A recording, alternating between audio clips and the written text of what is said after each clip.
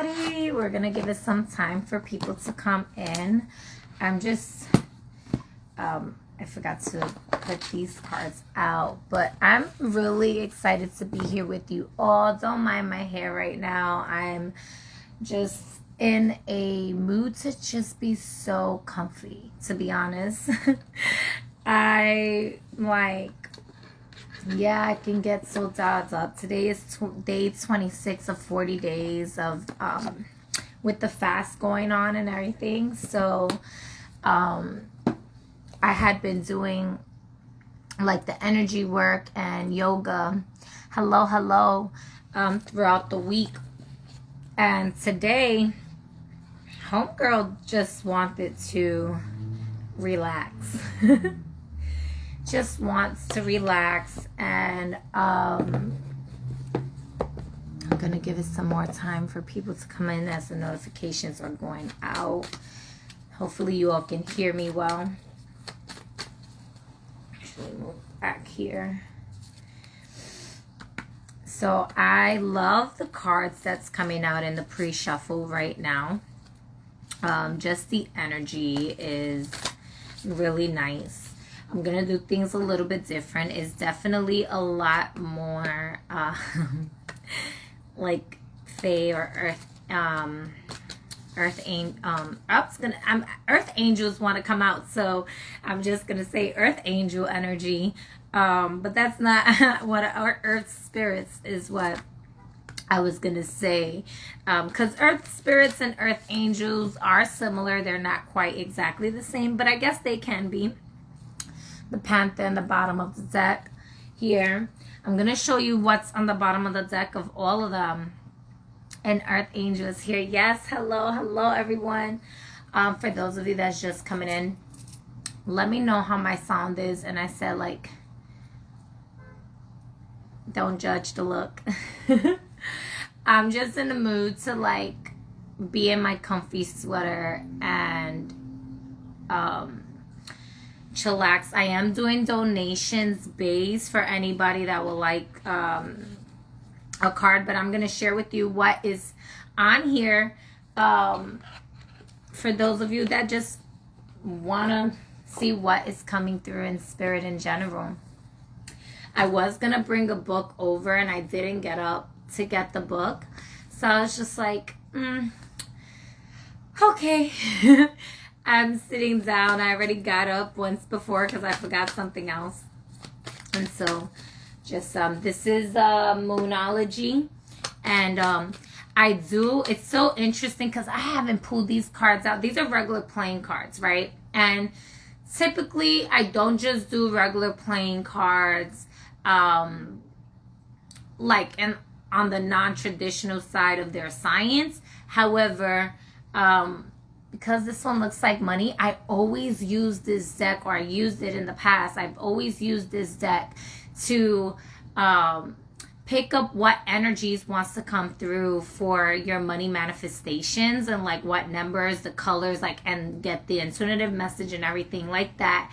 And then every time I've used that, and used this deck for doing that in the non-traditional way of like what might be your money manifestation card based on your birthday and stuff like that. Like, that's a whole different science. I do use the science.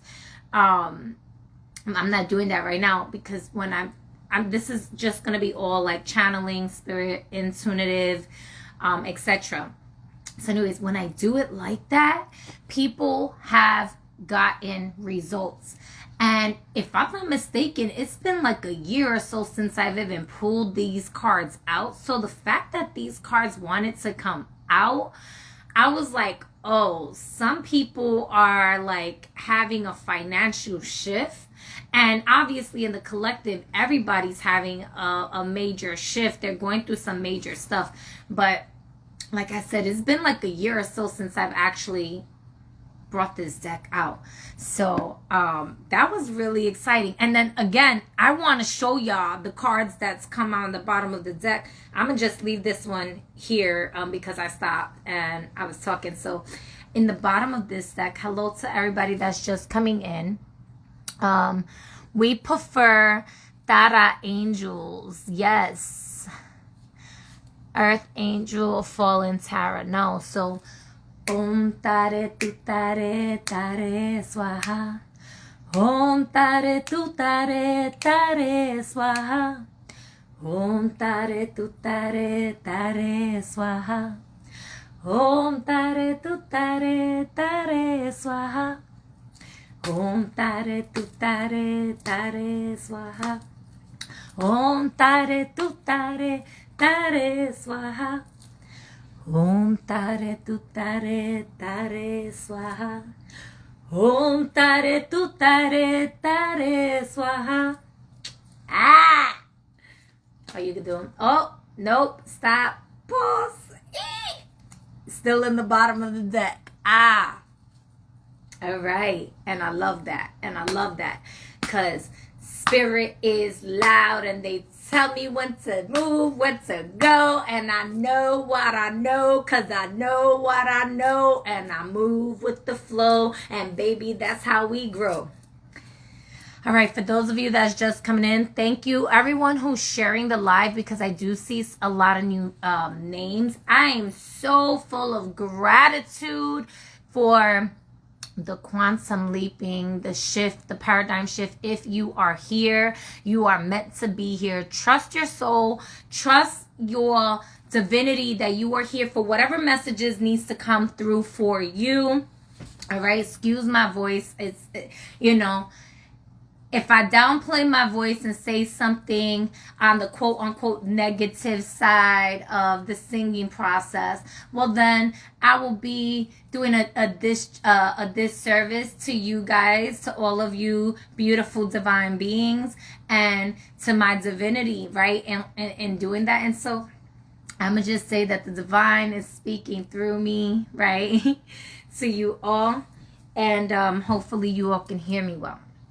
So, one thing I am going to do, I don't always do from here too, for those of you who do decide to donate, I'm going to give you a bonus from here. So, these look like matches. They appear to be like matches, but they have sayings. And this is to spark your magic. Okay, so Source is so good. The divine is so good. So, because this was one of the first decks, let me start with the first one. The first one was the fairy deck. Thank you.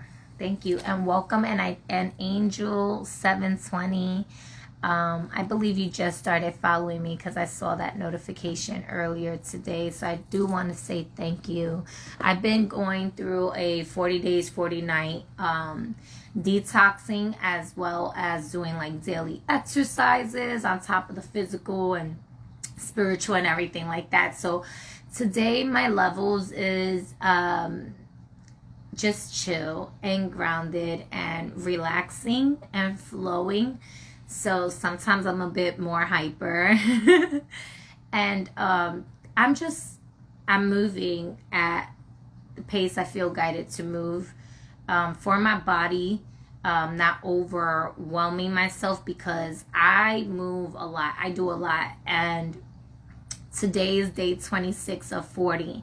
And although I'm not really like hungry for like food per se, I can tell the difference with my body's energy. A lot of the times it's like so much energy. I'm charged up. I'm good to go. Everything like that. But today my body was just like, I was moving so much energy for the sisters that's a part of the group too, along with myself, that today I felt it in my body, like just relax. So anyways, we have the green woman. So this is like the divine feminine essence of the green man. And I am going to read this one, but not yet. I'm going to go through what all is on the board here. And so again, if your soul brought you here, it's for a divine purpose. And this is the paradigm shift in which you have jumped into entering this door of abundance, and it may not appear that way to others because they might still be looking either at your old self, or they just might be criticizing based on the appearances of. And source is really, oh, hello, San Jose. Source is really gonna have, regardless of your appearance, he's gonna have those people feel your anointing. And it's very interesting that I said he, because I don't always refer to God as he, but I am channeling. And so just receive the message as it's flowing for you through me to you, and receive what is for you, let go what isn't, because this is all general. It may be really direct, it may not. But for those that are criticizing your image, or perhaps even there has been like defamation of character or something like that, they are being redirected to see the anointing bless your life. See the anointing recalibrate you into this higher timeline of abundance and prosperity, where the table is prepared before thy enemy, right? Because the truth is that there is no real enemy. It is the inner me, that the inner me, they want you to reflect back into yourself that has been judging yourself or criticizing yourself, and the anointing within you that is of the abundance of the prosperity is illuminating light in that space. And with that, those that have been a physical manifestation, a catalyst, if you will, for that energy to speak loudly to you, through your body, through the spirits that you have been housing inside your temple, they are going to bear witness to that, so that you can comprehend who is playing what role in the wholeness of source body and the Christ consciousness, right? And so the green woman, the number is 23. Perhaps those numbers mean something to you as well. Funny, 2s and 3s kept coming up. So, and that's the image. And again, I will look at how fun and silly. And I am going to read this, but I'm going to read it a little bit later, not right now. All right. And so we had that. Then we had the Ibeji spirits, and the number 17 came out. That might be significant to you as well. 23 does add up to a 5.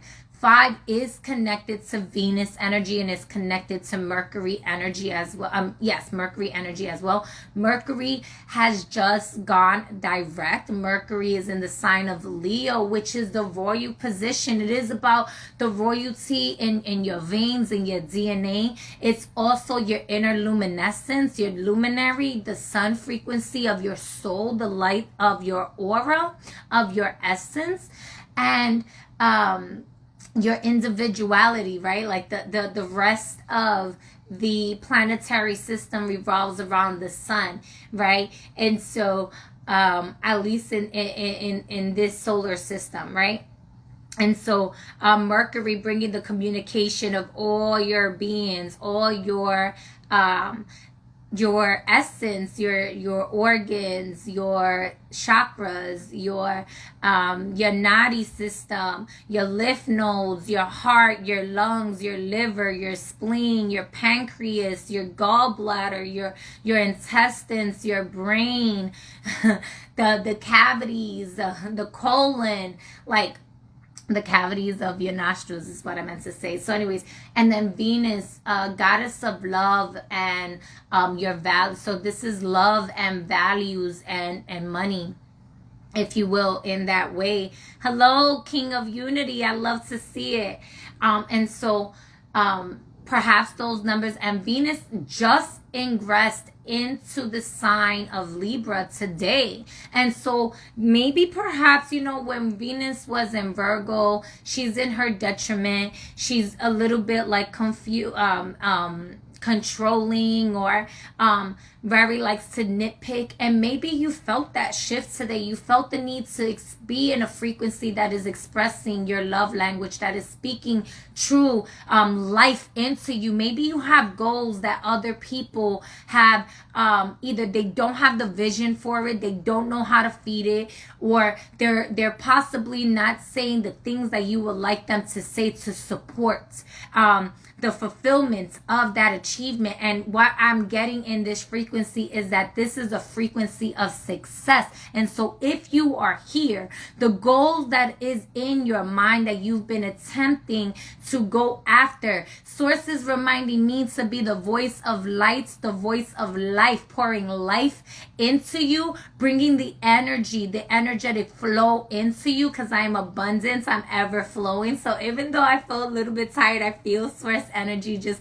washing over me, and this bountiful, plentiful energy, okay, is moving through me and to you and pouring into your life, so that you are ever growing, you are everlasting, so that the opportunities that you have been looking for comes rushing in, that you recognize with clarity the resources that you have ready and available for you to succeed in your endeavors, and that when there is a will, there is a way, and you do it with all your might, you will succeed. That is for you. And so the number 17 is coming through. And this is the number 8. We're also in an 8 year. 17 is also a karmatic number in numerology, right? Hello, Shantae. Mwah, welcome. Open to get the best energy ever. Oh, thank you. Yeah. So 17 is also a karmatic number. It is associated with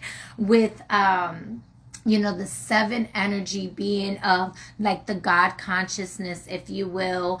But everything has a shadow side. So this is truth being revealed onto the truth of God being revealed onto the person who is being presented with the number 17. There's some sort of karmatic solutions that's being brought to the forefront, and karma does not mean bad.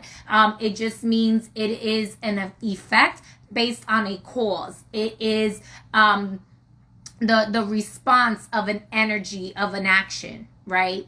And so the consequences, if you will, of an action, and those could be good consequences, they could be not so good. Everybody is different. And so when it's on the shadow side, 17, when it's on the shadow side, this is the sword cutting the dragon's head off, right? This is that form of feeling defeated, if you will. But this is also that energy of a slayer that is slaying the deceptions out of your life.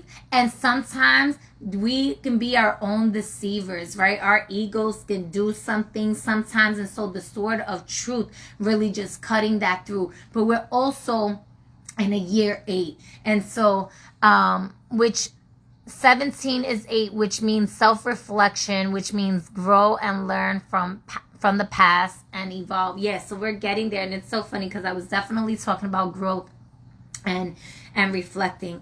And so this is also the fact that I mentioned Venus now in Libra. Libra is the divine scales, if you will, of the divine feminine and masculine energies as well, right? Venus in Libra is at home, right? Home is where the heart is. And, in the spirit realm, they weight your heart on a scale to see if it's light as a feather, right? But this is also about like balance, right? When Venus is in Taurus, she's in her feminine essence. When Venus is in Libra, she's in her masculine essence, right? And even though it is she's in her masculine essence, it's such a beautiful, divine, masculine energy that she's coming through here with love. And it's flirty, it's attractive, it has a way of knowing how to be decisive, and it's plenty of fertility that's going on whenever Venus is in her home. And the word is plentifulness. And we have the Ibeji here. And we have the divine feminine and masculine energies being in one space of water, one realm. This is the marriage of self. This is, do you see the cosmos here? Just the pouring in of infinite abundance. There's plenty of source energy from the divine mother and the divine father. Right? And that's what births the Holy Spirit to come through and move through us, right? And so plentifulness is in the bottom. I know you're writing. I'm going to read your comments in just a moment, please. I don't want to lose my channels. So plentifulness, right? Maybe, and I have some blue on. I've been wearing blue almost all day. I just decided to put the green now, but maybe you've been seeing a lot of blues or a lot of reds, or you're guided to wear a little bit of more blue or a little bit more red during this time. And even purples, okay? Purple is a royal color as well. It's associated with the crown. Blue can be associated with the ajna, the throat, excuse me. So yeah. And then we had the dragons, right? And we had lucky clover dragons with luck. So if you've been feeling down on your luck, you know, some people don't believe in luck because they say, you know, to believe in luck is to lack accountability for your own energy. And I can definitely vibe with that as a Cappy. I'm big on accountability and stuff like that. But I also believe in luck, right? I believe that luck is a consequence of prosperous thought forms, right? Thought activities, if you will, of the faculties working at play. And so while there is accountability that I take with it, I say, oh, that was good luck because I was calling this energy in a sense, right? And I really feel like it is good luck that's coming through in this space. Perhaps rainbows, you've been seeing rainbows a lot. Perhaps you're gonna find a 4-leaf clover, or clovers alone have been catching your attention. Maybe eating some clovers in a salad. The clover flowers are like candy. They taste so good. Clovers you can eat in a salad. Maybe you're being guided to plant some clovers around your field. If there's like some, I'm hearing like maybe you got to fix your lawn with some like the grass or something. Maybe the grass doesn't look so fulfilled. Put some grass seeds and clover seeds, and it's gonna help replenish and restore the ground, or maybe even till your soil. But yeah, so luck is on your side. You are coming into space. There's the ladybug here. There's a lot of symbols that's coming to you for you to pay attention to the synchronicities of the luck that you are surrounded by. If you feel like you are surrounded by a lot of bad luck, well, then that's why I mentioned the thing about the accountability, because it could be a consequence. Remember how I said with the plentifulness and 17 being a karmatic thing, it could be good or bad. What I'm getting with these two energies is that if you have an abundance or plentifulness of negative thinking and negative thoughts, that's why you've been feeling down on your luck. You've been feeling like you're attracting bad luck, because it's time for a consciousness shift. But that is why you're here, to hear it. Some of y'all people ain't telling y'all. Some people don't know how to be real. I'm going to tell you right now, you ever get a session with me or you do a little donation, get a little real, I'm going to keep it real with you. Some people be too afraid to tell somebody the truth about themselves, because whether it's intimidation or they don't want to hurt their feelings or whatever the case may be. However, it could be that you have been surrounding yourself in an environment that has been enabling that type of nitpicking or controlness or lack of whatever, and it's not even really lack, it's an abundance of bull crap is what I want to say. But there's a shift here, that's why you're here. And with that shift, we're gonna put the cleansing crystal of citrine and abundance. Then I mentioned abundance, right? Abundance.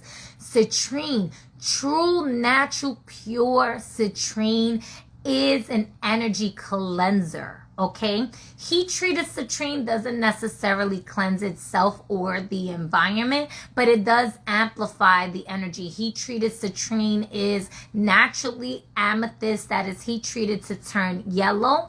And so it has the properties of amethyst as well as having some properties of citrine based on the colors, but it is not natural citrine, so it doesn't have all the properties of pure, genuine citrine. So for some of you who don't know that, it is a bit more costly to get a natural form of citrine. However, it is worth it. It is also known as the merchant stone. So if some of you have been needing that financial shift or just changing your frequency, maybe just wanting to do like an auric cleanse or build more confidence or attract more clients, right, or customers, because it's known as the merchant stone, what they would do is they will put it by like their register, or they will put it in the register, and it would draw in money to go into the account. Some people will wear like a citrine ring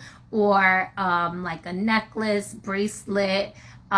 You are essentially, we are the crystals, right? And so just knowing that when we are connecting with crystals, it is because we are the Cristo, we are the Christ consciousness, right? We have all these crystals in us, that these crystals, sometimes the energy is dormant, so working with the crystal will activate. It will activate the dormant energies to flow, to illuminate, and it will bring up the energies and the flows in the space where it needs to be brought up, right? And so move with you. So this is, citrine is naturally, you talk about luck, citrine is naturally going to bring in that good luck energy. It's going to bring an abundance of good health, good wealth, good fortune in your life. Obviously, you have to do the work too. I'm not going to sit here and just be like, I've done crystal grid work on myself and magical healing has happened. All right. They wanted to do a hysterectomy on me. They told me I was never going to be fertile. Within months, I went from being completely infertile, them wanting to do a hysterectomy on me, to never having to go through that again. And I'm so grateful. And I did crystal grids on myself. This was subconscious. I was working with the energy. And so it can be consciously or subconscious. And I say, you know what? Sometimes we want to control issues came up earlier. Sometimes we want to control the energies of the spirit so much that we don't let the spirit do what it needs to do too, because they're not going to intervene with our free will. We have free will. So we have to be open to the intervention of what that spirit has to offer us for our highest and greatest good. So you can vocalize, these are my intentions, and I am also open to divine intervention in which is going to honor and serve my highest and greatest good in good health, good wealth, good fortune in my life. And that is in honor of those intentions that I put into place as well. Unless those intentions are not serving my highest and greatest good, then remove it from my life. Be very intentional and purposeful with your words, and you're going to see an abundance of that fruition coming through, right? And then I seen the panther at the end, so we're going to go into the money card. But we also have, before that, we have the high priestess here sitting in the seat of her throne, acting as a medium, acting as a I thought I heard my phone as the car. Acting as a channeler, a medium of spirit, the medium that is able to see the messages from the divine Father, the divine Mother, the masculine and feminine portals from the two poles on the mind, working with the spirits beyond the veil, being in tune with their blood DNA, the natural medicine of the earth, okay? Here, the high priestess connected with the moon cycles, and that's probably why the moon cards wanted to come out too, connected with all the different phases of life. She has the secrets and the wisdom of the divine essence, of the divine mother, right? And so that energy is coming through too. Perhaps you call yourself a high priestess. Perhaps you're getting into some form of initiation with working with a high priestess. Perhaps you are, someone who does this type of work, and just because you do this type of work doesn't necessarily mean you have activated the high priestess anointing. But I feel like for those of you that's here, either it's been activated or it's about to be activated in you with the divine wisdom that is going to shake up your fucking ego. So you got to be open to step your ego to the side and let your ego be the observer of what source channel is trying to show you, of what the divine wisdom is, so that you can work from a space of living your life day to day. Thank you. Living your life day to day, anointing what the divine is giving you, and merging the spiritual with the practicality, the spiritual with the physical in that way, so that it doesn't matter what room you step into, it doesn't matter where you go, you're able to comprehend the energies that's in the room, the energies in the space, who is speaking, what spirit is speaking, what energies is around, and not being biased with your egoic judgment to the energy, but having the awareness and the wisdom to know how you want to respond and move in accordance with that energy of how it may or may not serve you for your journey specifically, but allowing the individual who is that catalyst or housing that energy to be the catalyst that they are, serving the divine purpose and working that energy to be who they are in a non-judgmental way. For some of you, it could be that it is to do some transmutation work and some transfiguration. But for some of you, the transmutation and transfiguration is just a personal journey for yourself. Is what I'm getting, not necessarily for those around you, but in some cases and in a lot of cases, there are earth angels. That's why earth angels was coming through. There are earth angels here that is doing some ley line work, some grid work onto Tara, onto Mother Gaia, right? Mother Nature, right? She's a mother, right? She's also a baby to me, right? She's like a daughter, a sister, and just the divine feminine essence, right, of creation. And so she goes by many names of Pangea, Gaia, Tara, Pachamama, depending on the timelines of the energy shifts in history and the spaces, the chakras, I don't want to lose people because there's so much energy and information that's coming through. But if you are somebody who works the ley lines, you know exactly what I'm talking about. You do this work. And so it is that, yes, you'll be doing transfiguration energy to the earth, with the earth, co-creating with the earth to move those energies around, right? To bring ascension onto the collective, but also making sure that you're taking time for yourself to do some transmutation work, salt. Yes. To do some transmutation work, right? And you said salt, right? When I'm talking about transmutation, right? So that your palette is clear as well. Whoa, that was a lot. All right. And then we have with the moon card, and funny that we was talking about with the moon. So it says balance spirituality with practicality. And we was just saying that, right? This is full moon in Pisces. This could be your moon placement. Doesn't necessarily have to be. I do know that the new moon is coming up in Virgo right now. It's not necessarily in Pisces, but we will have a full moon in Pisces coming up actually after the new moon in Virgo. And so the full moon in Virgo, if I'm not mistaken, it's either on the 17th itself, on September 17 or September 18. I think it's September 17, which would be fucking hilarious because I totally forgot that the full moon in Pisces was coming up, but in a few weeks. And so the full moon in Pisces could be very significant to you all. The new moon, if I'm not mistaken, or is the new moon on the 17th and the full moon? I think the new moon is September 2nd or 4th. It's been a while since I looked at the chat.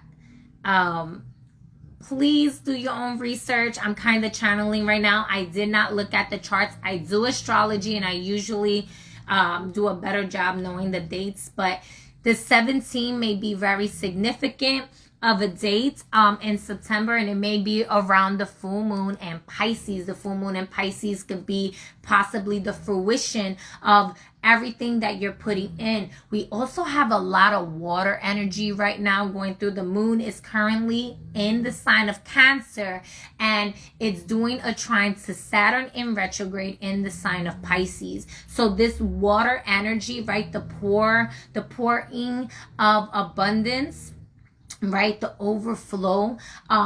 For those of you that are here, I post the astrology every day, or at least I try to. Check out that post with the astrology, because I wrote something about like water codes and like speaking to the water to change the molecules of the body, that there was going to be like a DNA activation that's going on, and like a quote from Bruce Lee had came through. So that might be significant to share with you all as well. And I know y'all commenting, I'm so sorry.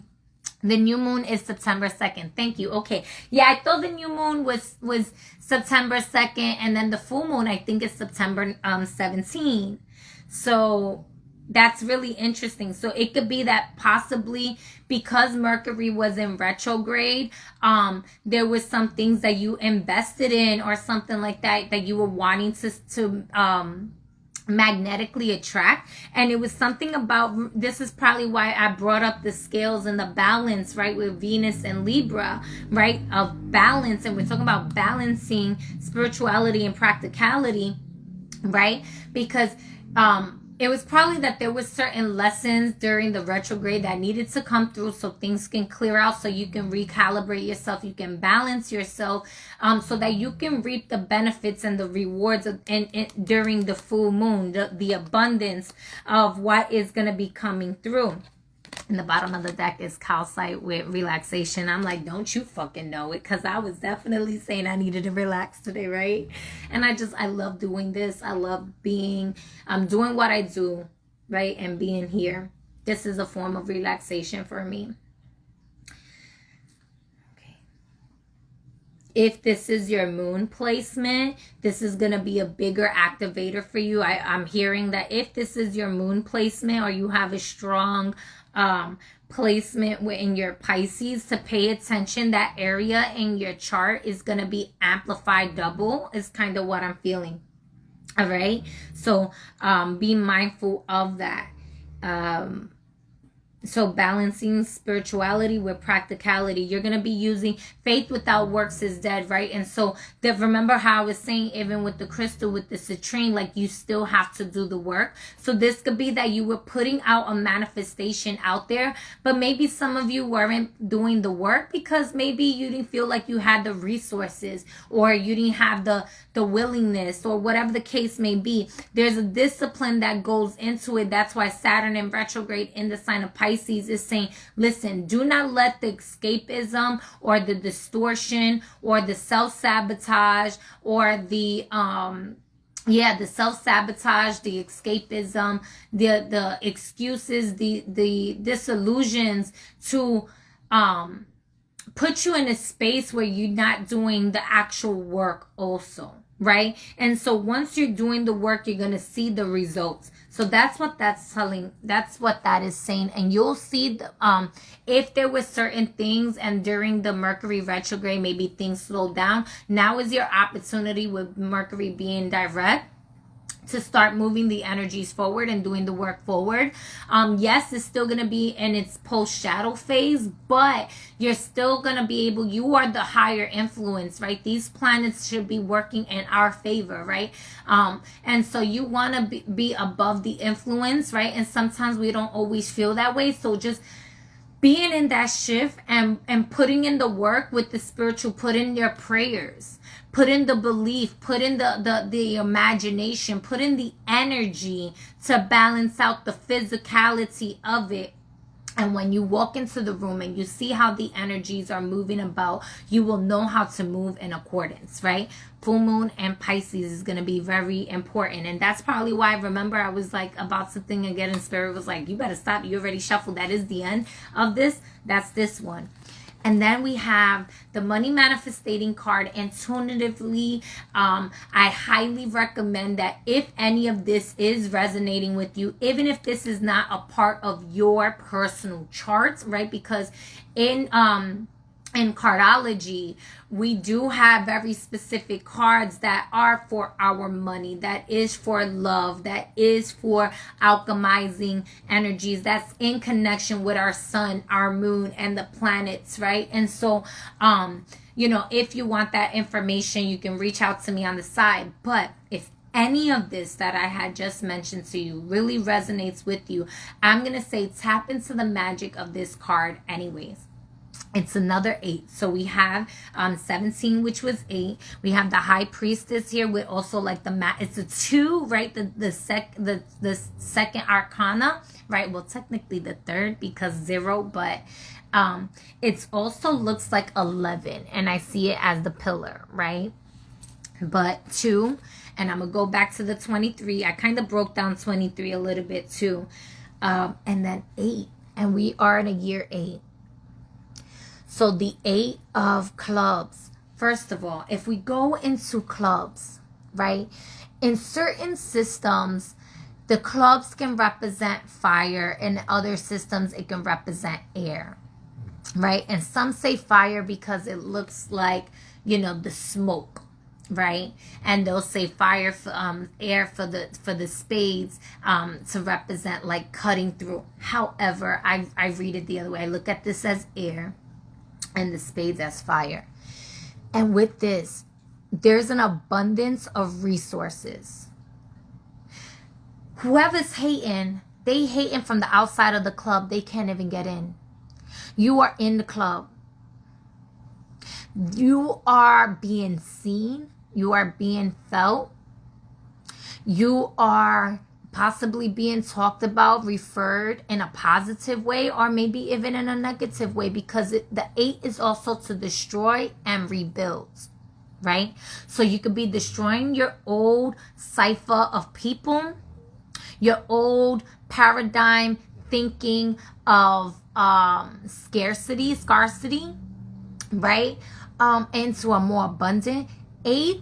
The 8 of clubs specifically overrides obstacles. It removes any obstacle that is in its way.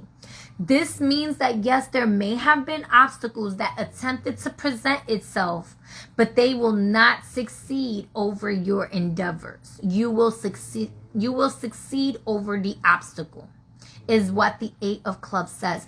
This is also a rich man, poor man energy because of its strong connection with society, with resources, with information, okay, an abundance of information, okay.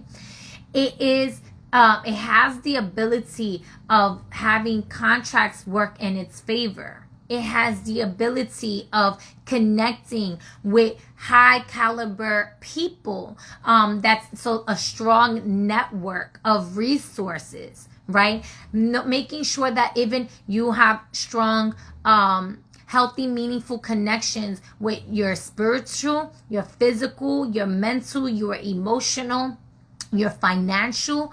This energy, I would say, if you have a deck of cards that you're not using, you're not playing with, take the card, put it in front of your mirror, right? And look at that. It's all about the Benjamins, baby. Right? This also will remove the obstacles. Any money blockages is going to be removed. This is the alchemist energy as well. This card also has other meanings as well in cardology, but again, I'm just reading it intuitively based on everything that's coming through here. So those obstacles are lifted. There is literally the that which was trying to destroy you has now built you onto a new level. What was once your floor has become, what was once your ceiling has now become your floor. Okay, you got on the next level. So if people are trying to speak down on you, know that they are speaking from the floor beneath you. They are speaking from, they probably still on the 7th floor, and that's okay. They probably need their head chopped off, right, for just a moment with the sword of truth, so that they can get to the 8. Because 1 plus 7 equals 8 any the fuck way. All right, and 7 is a very powerful number, and look at that. Behind that is the number 1, and it's the 8, and it's like the magician almost, and it's also your angels of faith, your guardian angels working for you, working every single angle of light in your favor, right? So, and then after that, I can't even make that shit up. Y'all seen? Listen, abundance for the righteousness. I told you somebody's going to be transmuting energies. I could keep going. There's a lot. Right after that was timeless. So these are mirror energies, right? But I don't want to lose y'all. But it's just so much energy that's coming through. Whew. I will put this in front of your mirror. I would, if you have a big wallet, if it fits in your wallet, I will put this in your wallet. Any money issues, any issues, like if you, let's say you're applying for work, maybe some of y'all are looking for a new job, or y'all just looking for a new network, and you're looking to for opportunities with other people. Take this card. Yes, I can't wait to see you either, Cynthia. I love you. Hello, all of you that are here, owned by Powerful Divine. If you have not followed her, we were talking about crystals. That's the crystal dealer, okay? That's my beautiful homie. Please support her business as it supports her family as well. And I love her crystals. And yeah, I just always give her a shout out. For those of you who are new, you know, you might hear it many times when I'm doing my readings, because it's just, that's how we network, right? Supporting healthy, meaningful connections, supporting the people that support you. This is also a karmic energy, infinite abundance or infinite shit, right? Behind that, right, is also the 9 of diamonds. 9s could be significant to you, but I also see that this is an ending to certain stuff, but the beginning of a lot in your field materializing here, okay? And so it's going to require the individual work.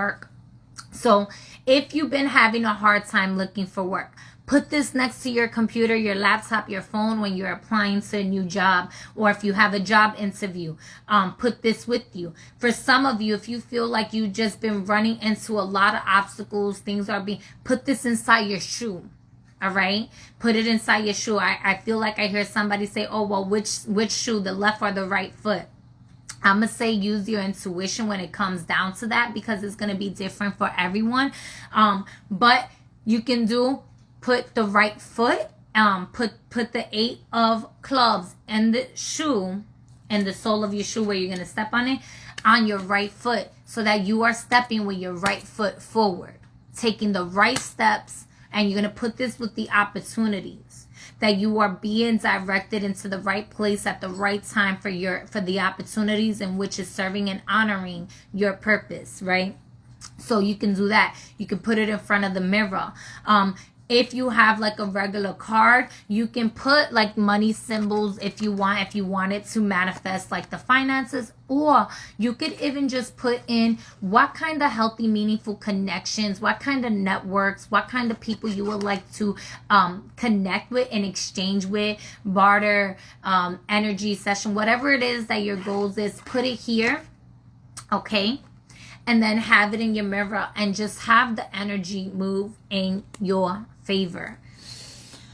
We also have, for the animal spirit here, we have the panther, the black panther, in which is really talking about feeding your power, right? Tapping into your magic, knowing the history of the black panthers. Like, everybody had their downfall, everybody had their uprise, and just, you know, how a Black Panther is a jaguar, right? So jaguars and are panthers, and they're really fast, right? They will fight. They observe, right? They blend in the darkness. They're able to see that which is hidden to others. We have Venus ingress into Libra today, but she's also trining Pluto in Aquarius, which is Venus is in the house of Aquarius. Venus is in the 11th house right now. So connecting with your peers, your connections right now are super important and super fertile to achieving your goals. These are the resources and the energetic exchanges in which you are moving forward with. And there might be hidden things that you are not seeing. So if there's hidden obstacles, it is being removed. All right, you're gonna have success. If it is that there were hidden resources with the people that's around you, these resources are gonna be revealed to you by you just simply being your authentic self.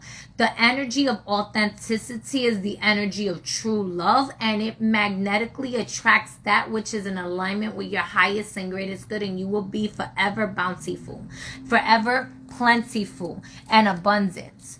Okay, and that's what I feel. I feel like there's some spiritual warriors that's been in the background fighting like some spiritual warfare stuff for you to keep you on your path, on the right foot, moving into the right places with the right connections, with the right people that are going to speak life into you, and also be able that if they cannot provide the resources themselves, they are able to bring you the guidance to who can. All right? Excuse me, when I'm channeling, I itch a lot sometimes, like my nose, so excuse me just a moment. I'm going to read this from the book too. And those of you that are still here, like I said, I am going to read your comments. If you do want me to pull some cards for you, I'm going to put my Cash App here, and you can send a donation. Okay. And I'm going to read, because sometimes, and I'm not reading all the books. I'm only reading 2. Because sometimes there's additional messages that want to come through that maybe I didn't necessarily word it in a way that you are going to receive, or that's reciprocal, or that I just didn't pick up in the channel, and my ear is ringing. So I really do feel like it is important to read it, because there might be additional information in those cards that has something to say to you that I'm just not picking up. So where's over here? Thank you. And I'm gonna read your comments now. Actually, there was a lot of comments, and forgive me, y'all, for those of you that's just coming in. You came to the right place at the right time for the alignment of your soul's highest and greatest good and the abundance of your soul. So welcome. Thank you. Take a moment to just sit down, relax, listen to whatever messages are for you to listen. Allow the other shits to just fly by for whoever it is. And trust that your intuition, that your soul's guidance brought you here. And if you don't trust that, that ain't got nothing to do with me. That's between you and your higher self, you and God. And I affirm that you receive the clarity it is that you need to receive, so that you are in true connection with trusting yourself and the alignments of your journey, and recognizing what that alignment actually is. What are you aligning with? What is the frequency that you are riding on? And that it amplifies the voice of the Most High to be the loudest voice in the room, and that your intuition always steers you in the correct spaces at the right time. Okay, that is my wish, that is my command, and that is my will, and so it is. All right, so dang it, I gotta go up, y'all, to read your messages. Give me a moment, because when y'all count, all right, so boom, here.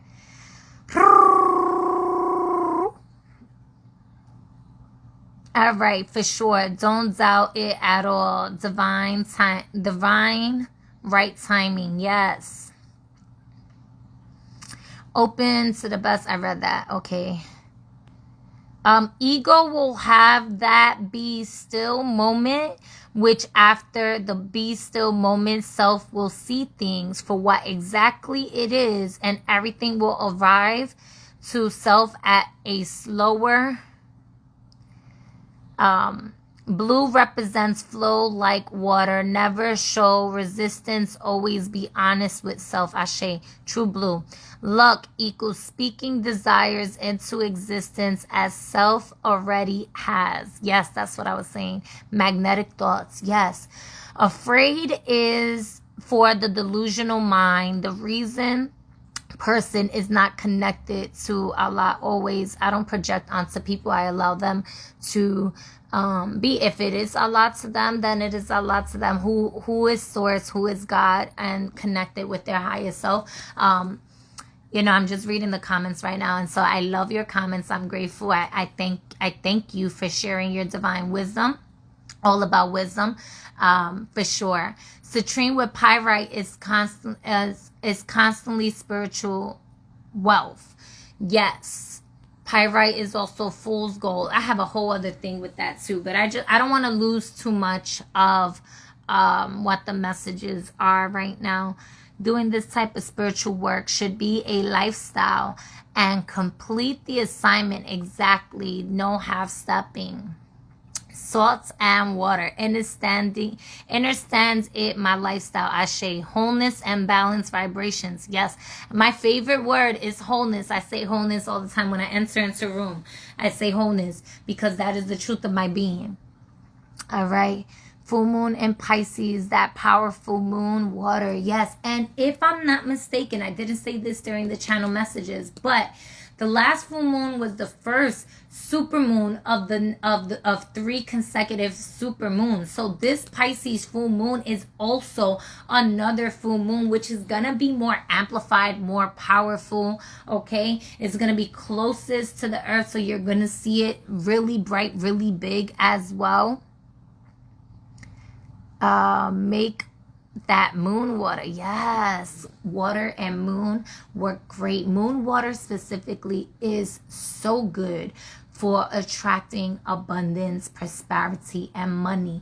Money is connected to the moon. Money, and currency. And it has a lot of water codes, right? That's why they put money in a bank. Right. And so the energetic exchange, right? They have money exchange, etc., etc. So learn what your moon sign is and look at it in your chart. And then, because the moon sign is connected to your emotions, but it does play a big part. Your emotions play a big part as to how you make money. And then you want to see what's in your second house as well. There's no planets on the second house, at least see what is the ruling zodiac that is ruling that house. And then you if you have questions, you can reach out to me. But if you know a bit about astrology and you know what I'm saying, that's going to give you tools and tips to amplifying and shifting your money situations to work in your favor. At the end of this month, Pluto is leaving into Capricorn. It's in Aquarius right now, and then it's going to go into Capricorn for a few weeks, and then we are done. It is done. It's going to be in Aquarius officially, because it's the last Capricorn transit, Pluto in Capricorn activations. So if I'm not mistaken, it goes into Capricorn this week. But today it's still in Aquarius. It's at the final edges, and then it's going back into Capricorn, and then it's going to go back into Aquarius, where it's going to be for, the rest of 2025 and on. All right. Oh, darn it. Okay. I'm here. Y'all bear with me. Thank you so much for practicing patience, right? And being obedient to your soul and your spirit for showing up for yourself and being here. I'll be adding her for sure. Crystal's been calling me again. They want to come home. Ashe, yes, I love it. Okay. I'm drawing myself an 8 of clubs with a 4-leaf clover instead of clubs right now. Yes. I love that. Yes. Create your own magic. Create a sigil for yourself that represents that. And oh my God, I didn't even put 2 and 2 together. Don't the clubs look like clovers? Oh, thank you so much, Angel. Oh, see, this is what community does. We energetically exchange the abundance, the lavish abundance of the universe. I love that. I fucking love that. Because I'm like, they do look like clovers. Yes. Get it, girl. Okay. All right, everyone. It looks like I caught up to the messages. So thank you all for your beautiful, beautiful participation in the comments section. I enjoy hearing from you all also because you know, y'all have so much divine wisdom also to activate into me and the rest of the world. And so for that, I am grateful and I am thankful. So the green woman, let's get into it. And I hope you can see me well because my camera kind of like shifted and did some things and it's a little bit darker. So I apologize about that if y'all see a color code difference. But okay. Just sit with this energy for just a moment. Let's all take a deep inhale here through the nose. Hold. Exhaling out slowly through the nose. This energy is connected to wildness, to natural magic. And Venus in Libra is all about your natural magic. So is the Panther. Let's get into it.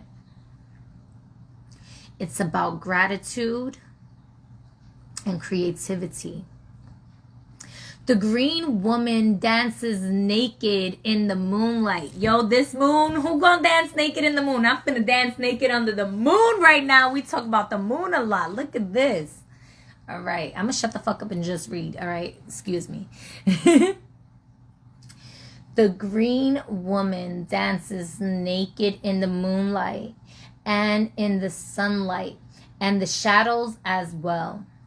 She doesn't care what you think of her. She knows her own worth from her experiences of life.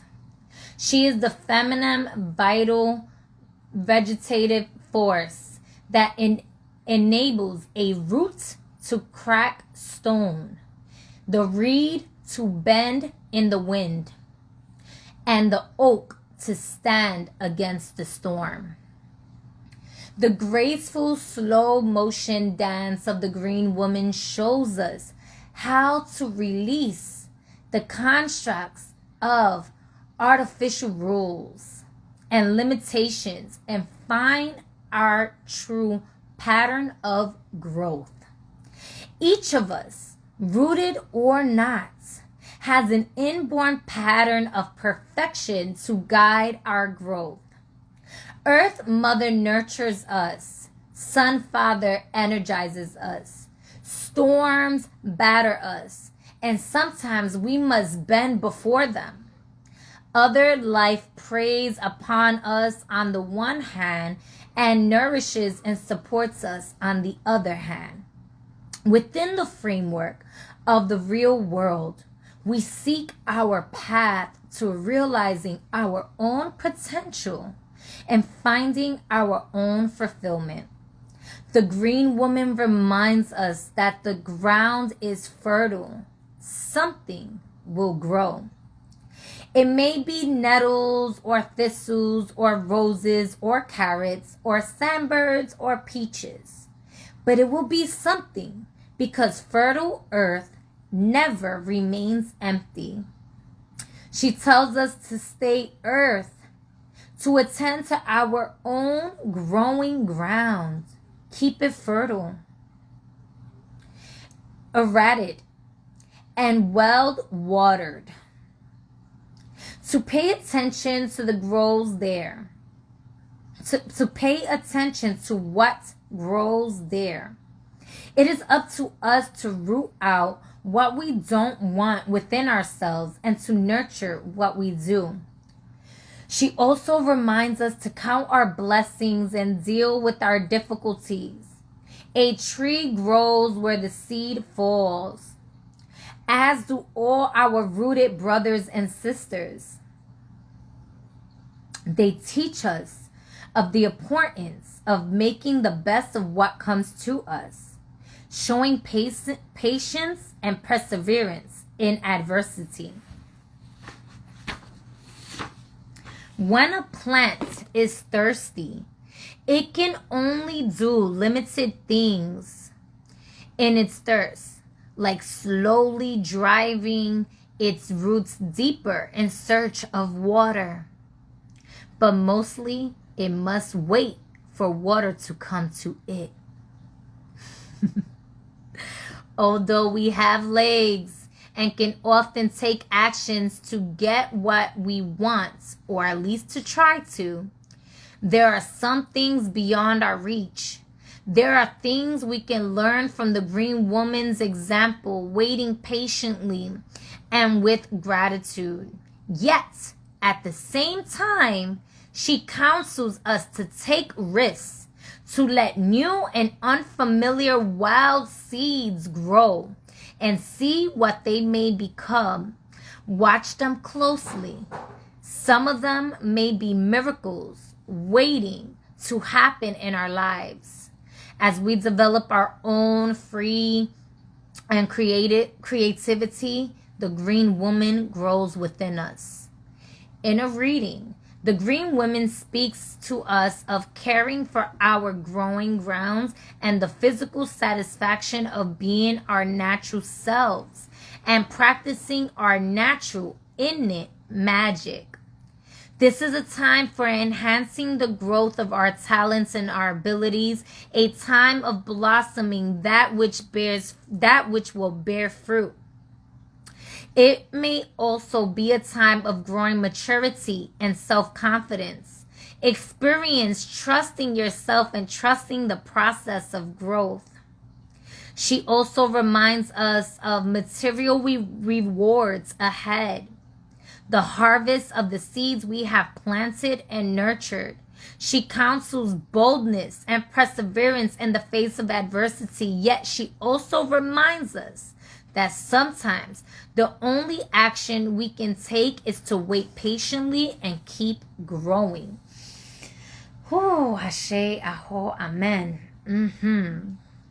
I feel that. One of the things I've been sharing with the girls during the 40 days and 40 nights was doing certain breath works to reconnect with their energetic system, their electrical body, and, to cleanse, and teaching them how to do chi balls, energy balls, and activating it with any color, any elements, any temperature, and the intentions that they have, whether it's for healing or destroying, whatever it may be, the purpose, and sending it to themselves or to others with that energetic charge that is natural to you. That is your natural magic. And when you send it, that person, how they receive it without them telling. So I'll say, okay, don't tell such and such you sent this energy. But they're together. Like, we're in this space. You're not telling them what energy you sent in there. They're going to guess. And it's not just guess just for the sake of guessing. They're going to use their intuition. Feel where in the body part you sent it to, what element it is, what is charging up that energy, etc., etc., etc. And then they converse. And this is, each one is activating a deeper connection with their intuition, a deeper connection with their healing abilities, their manifestations, how to move energy in the ways that is natural to them. That is your natural energetic charge. You don't have to chant to another deity or entity. You are the deity. You are the entity. You are the elements. You have the elements in you and working with your natural abilities, right? So that was something that I recently was also sharing with the girls. And I love that we kept talking about water. My water bottle is empty. So there's that. And then I'm pretty sure the Panther is about magic as well. And yeah, there was so much that was said there. And I was talking about being your authentic self as well. And yeah. Ooh, this is so good, y'all. Who's having a good time? Let me know if y'all having a good time, because I know I am. Look at Panther. Boom. I opened to the page before it. So, oh, and I didn't even notice behind Panther is dragon. And it's tarantula and octopus, and then the black egg, which has to do with the throat chakra, and the golden egg of the cosmos, and then the elephant, and so on and so forth. But it's really divine because I connect with all of that. Okay. Having a great time. Thanks for sharing tonight. Thank you for being here. You could have been anywhere else, but your soul brought you here. Oh. Annihilation of the unnecessary. I'm going to read that again. If you've been having obstacles, if there's been unnecessary forces, I really feel like your warriors are fighting a spiritual battle. I'm going to read that in a moment, but I was saying that they're bringing me back to that message. Obstacles are being removed in your favor due to the anointing that source has in your life for you, for your purpose here in this life. All right. There may have been some unnecessary energies or people or obstacles that have been trying to berate you or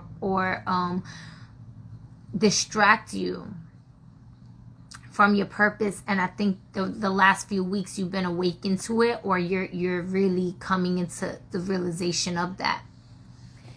If not, it's definitely by the, I'm claiming it, by the Pisces new full moon, you're gonna see it.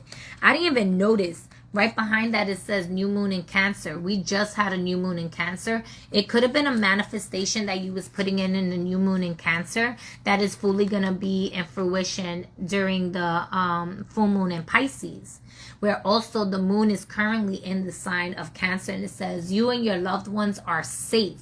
So this is confirmation you and your loved ones are safe, that if there was some form of spiritual attack to you and your family or something like that, the obstacles are being removed. The winds of change are moving things now to put, this is the paradigm shift. By you even being here, you consented to the paradigm shift, to the intervention of your warriors and your spirit guides, your guardian angels, to work things out in your favor, to removing that which is no longer serving you.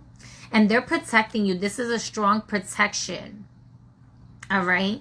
That's really what I'm feeling, that there was something there that they didn't even want you to really pay attention to it. You couldn't really get distracted. You wasn't there for long. You may not have even seen that this obstacle was removed from your path because they've been keeping you sacred, safe, and protected. They're moving things in your favor in the astrals and in the etheric realm, and you may not be aware of it. But this is, you've been asking. And so with you asking, your guides are saying loud and clear, we hear you loud and clear. This is your confirmation to know that your prayers have been answered. You are living in a prayer. You're living your prayers right now. You're living in the space where that is going to be moved for you. They want you to know that they got it handled, so much so that For some of you, you did feel it. You did have to feel some of it because it needed to be a wake-up call for things that you wasn't allowing yourself to see, and you needed that hard truth. But for a lot of you, you may not have even seen it because you've been fighting such a strong fight for a really long time that Spirit wanted you to be in a space of embracing living your prayers now, and your spiritual team is on upholding the honor of your crown, of your position, and is fighting for you in that realm. But there might be some residual stuff that you had noticed and you're like, oh, wait a minute, I need to cleanse, or I need to do this. Stay on top of the spiritual and the practicality of your balance on earth here, because they are fighting for you so that you don't have to feel it as bad as it could have been. It's kind of what I'm getting. All right. For whoever needs to hear that. It's also this. So it says annihilation of the unnecessary. And it's also purging. And I was just teaching the girls about purging also, because I'm doing this detox. I'm going to be purging. They're going to be purging. We're going into water only, for the next starting Sunday. We're on liquids right now, just on liquids. We're gonna go into water only. I was like, listen, some people don't realize a burp is a purge, a yawn is a purge, getting chills, shaking is a purge, clapping, sneezing. I'm sorry, I said clapping. Clapping is a cleansing. Sneezing is a purge. Crying is a purge.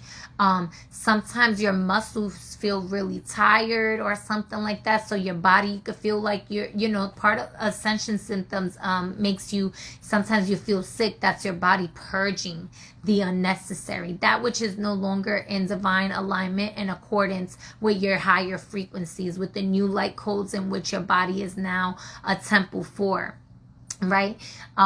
Sometimes it's pooping, sometimes it's peeing. So just recognizing and identifying how the purge looks for you. Sometimes it's emotions coming up to the forefront to purge, whatever it may be. All right. The panther won't stand to see our growth or energy stagnate. Instead, it pounces into our lives and causes all kinds of havoc with the ultimate intention of bringing us towards more fulfilling lives. It's unexpected, uncomfortable, and sometimes feels devastating. But after all, the dust clears. It's easy to see the panther's wisdom at work. We've all been through these experiences and they've made us better people. Trust that the panther's energy the panther's journey always leads to a brighter place. When this energy is balanced, it is calling for you to be brave and productive. When it is out of balance, it is self-destructive. To bring this energy back into balance, you have to get rid of the unnecessary. They're not talking about releasing the self-sabotaging tendencies. This is that I said it. Somebody had to go through some havoc, some chaos, some unfortunate experiences so that they can see what they are choosing to keep in their life, and is bringing them down on their luck. And you were guided here to shift the fucking narrative in your psyche.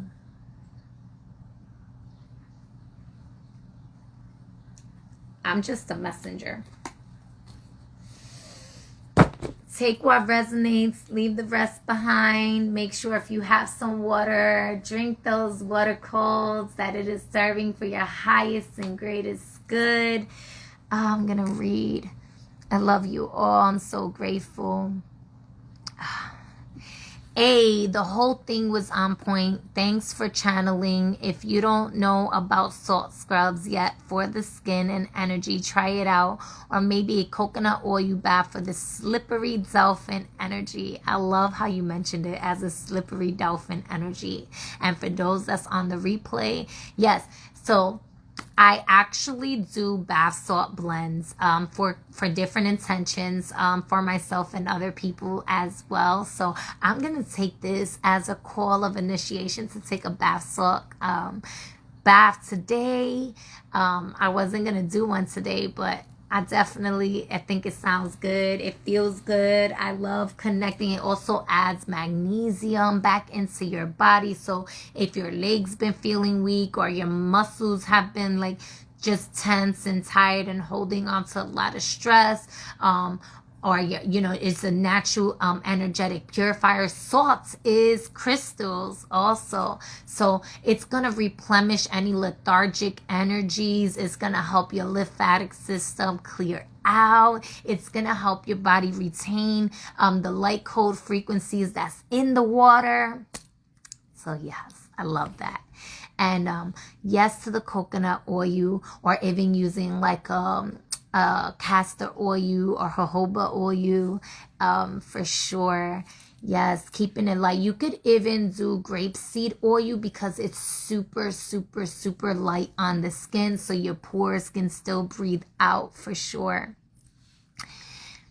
You are extremely thorough. Confirmation speaks volumes how you hold it. One of one's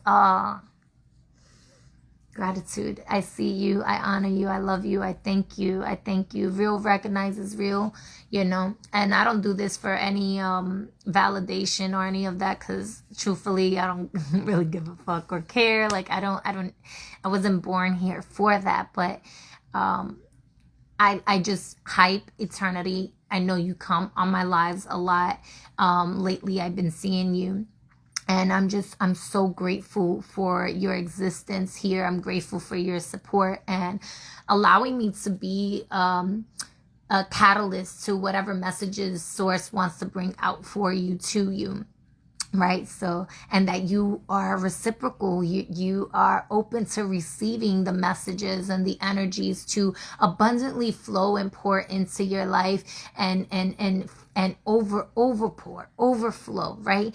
In a way that it keeps everybody balanced, in a way that it keeps everybody in alignment, because it's not drowning us. We're able to contain what we can contain and give what we can give and receive what we need to receive in that energetic flow, right? Of even give and take. I love that. So thank you. Source wanted me to mention that for you today to add to the relaxation. Yeah, and relaxation was in the back. So yeah, I didn't go do certain other, I'm not even gonna lie to y'all, like I have my own vehicle, I drive, I do what I gotta do, but I was just like such in a space of just wanting to relax that I didn't even want to drive today. And it just so happened to be that like my dad was not so far, and he ended up calling me back. Like he called me and hung up as soon as he called me, because whatever, he thought I was busy or something. And I picked up he hung up, so I called him back and I was like, are you by me? He's like, yeah, I'm actually, XYZ. And I was like, can you do me a favor? I needed to get cat litter, and I needed to get some stuff for my house. And he was like, yeah, sure, I'll be there in a couple of minutes. And I was like, yes.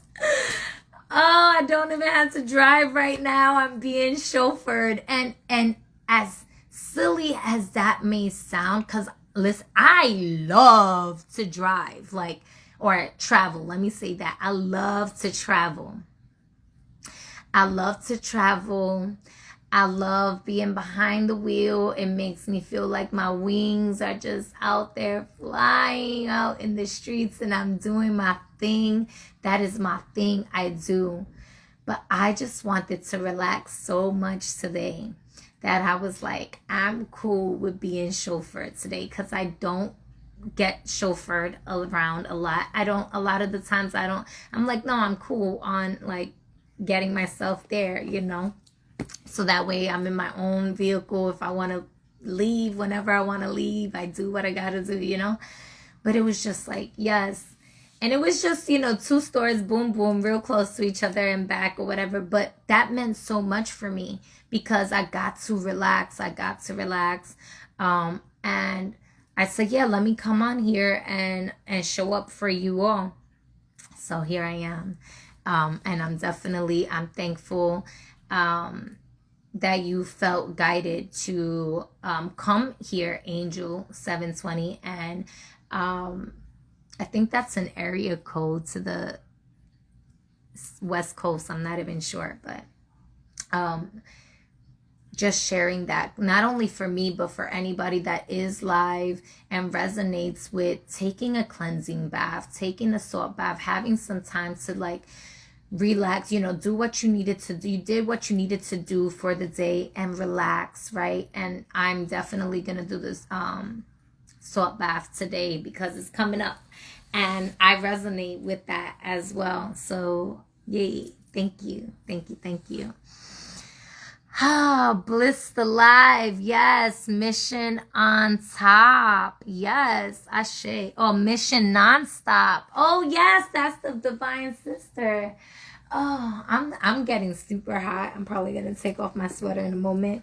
Does anybody have any questions? I don't know if this individual is still here. King of Unity, are you still in here? I'm pretty sure you are, but sometimes, okay, no.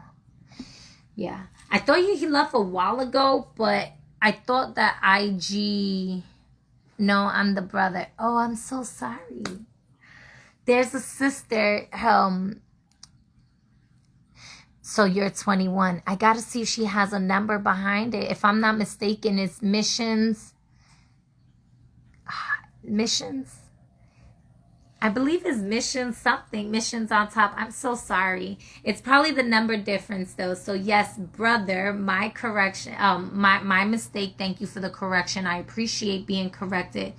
Queens on a mission. There you go. Yes, Queens on a mission. Thank you. I was like, what the fuck is the name? Yes, Queens on a mission. Beautiful, beautiful soul sister. Yes, beautiful soul sister. Yeah. And then let's see here. Let's see. Yo, connect those two. Oh, you are here. Why is it showing? So I thought IG would, if somebody leaves, IG will remove them out. So let's just see here. What magic can y'all add on besides the salt bath and everything else that was given and delivered here? It says 50 ways to find your power. Now I have less than 50 because occasionally I would just get some sticks and give it to people. And so we're going to find out.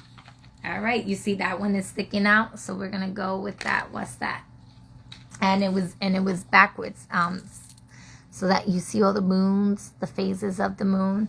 All right, so let's see here. Ooh. We were talking about creating a sigil, right? And this is just on point. Spirit don't make no mistakes. I'm telling you. Hi, Mr. Synchronicity. The synchronicities of the synchronicities is on point and on time all the time. Create or find an accessory or talisman that makes you feel powerful. All right. Creating a sigil is like creating a talisman, in which speaks to the subconscious mind, right? And it gets activated with the powers and the intentions that you put into it. And it can be a talisman. Even the 8 of clubs can act like a talisman. I said, put it in your wallet or put it in your shoe or put it in front. These things, when you charge it up or you create it, you can create like some crystal jewelry or something, maybe something with citrine, right? And have it charged up to make you feel powerful, connect with your power. It can act like a talisman for those of you that feel like you need that or you want that. Holding space, letting you teach, love, all love. Yes, thank you. Yeah, doing the do. I don't know if it's so much teaching right now or if it's just sharing. I guess they're one and the same, right? I was going to say sharing wisdom or guidance or, wisdom, guidance, messages, all of the good stuff from the divine. So yeah, it's definitely teachable moments for those that's not aware of this information. You're right. So yeah, I just vibration and flow, yes.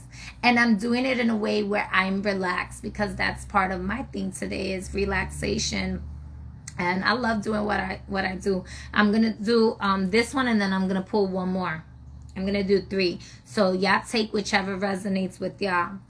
So this one says, ooh, you know the Cappy and me like this one, all right? Write out your career goals and keep them at your workplace.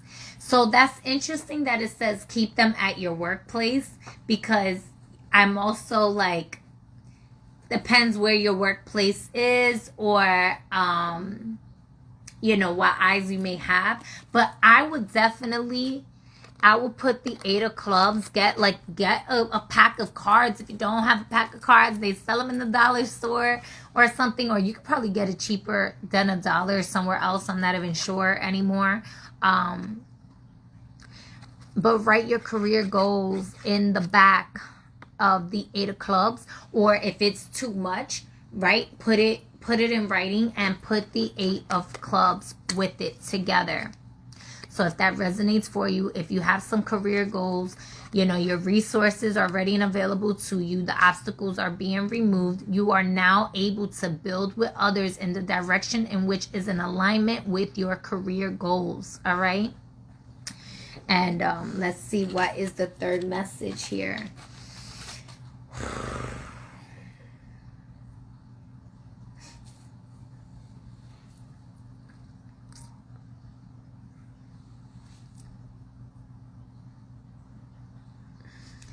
So sick of love songs, so sad and slow.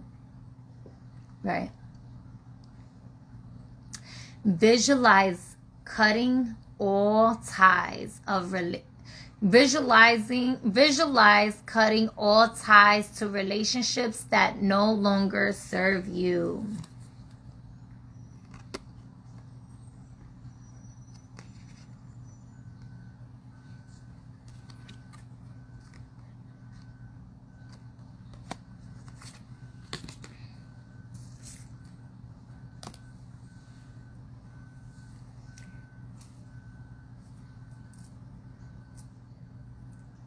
I like to be unbiased and practice non-judgment, because I'm into so many super kinks, and I know how to like be fucking a masochist to experiences at times. But you know, that's not, no, it's okay that there when there's an imbalance in a relationship that is just not serving you no more, your spiritual husband or your spiritual wife is somewhere out there waiting to just anoint your body, like, you know, and have you just be the divine essence sitting in your throne that allows you to relax into your true divinity, into your true self, so that the amplification of your energy just brings multiplication to everything that y'all want to build, that y'all want to thrive.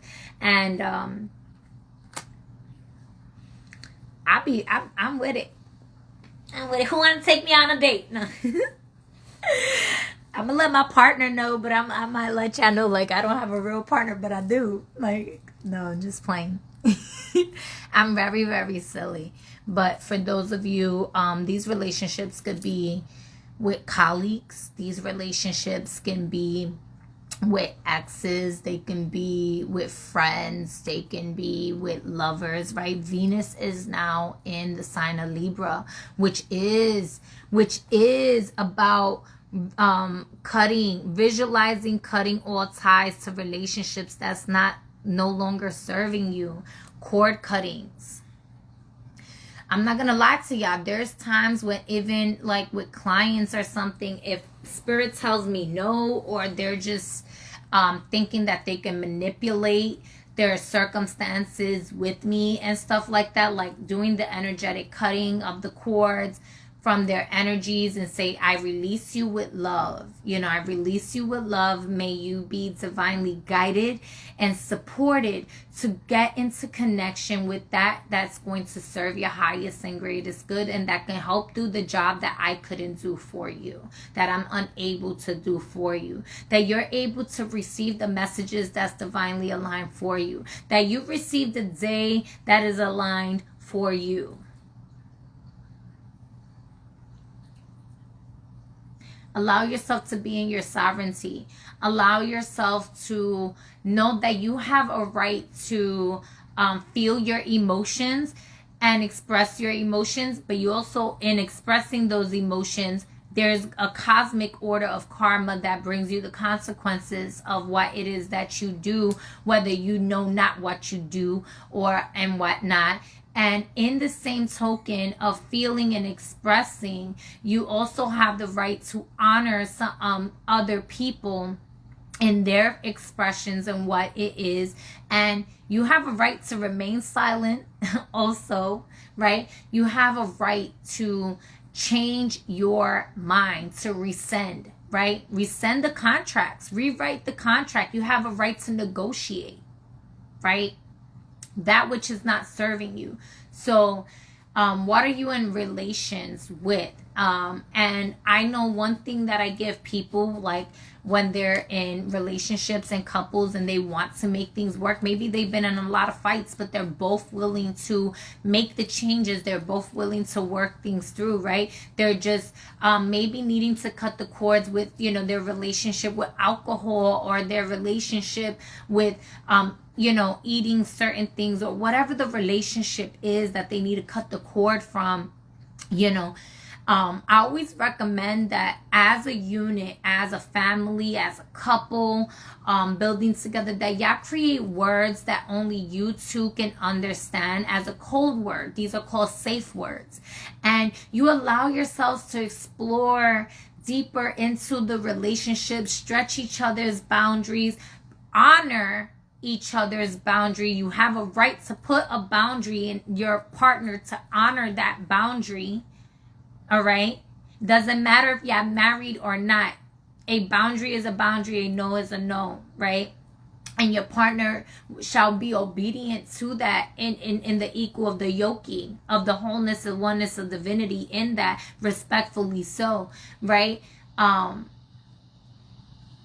long as it's healthy to the unit and stuff like that. And I'm sharing these things because sometimes people want to explore and they overstep their partner's boundaries, and they think just because that's their partner that they have a right to do that. No, your partner has a right to put that boundary, right? You have a right to do as you will.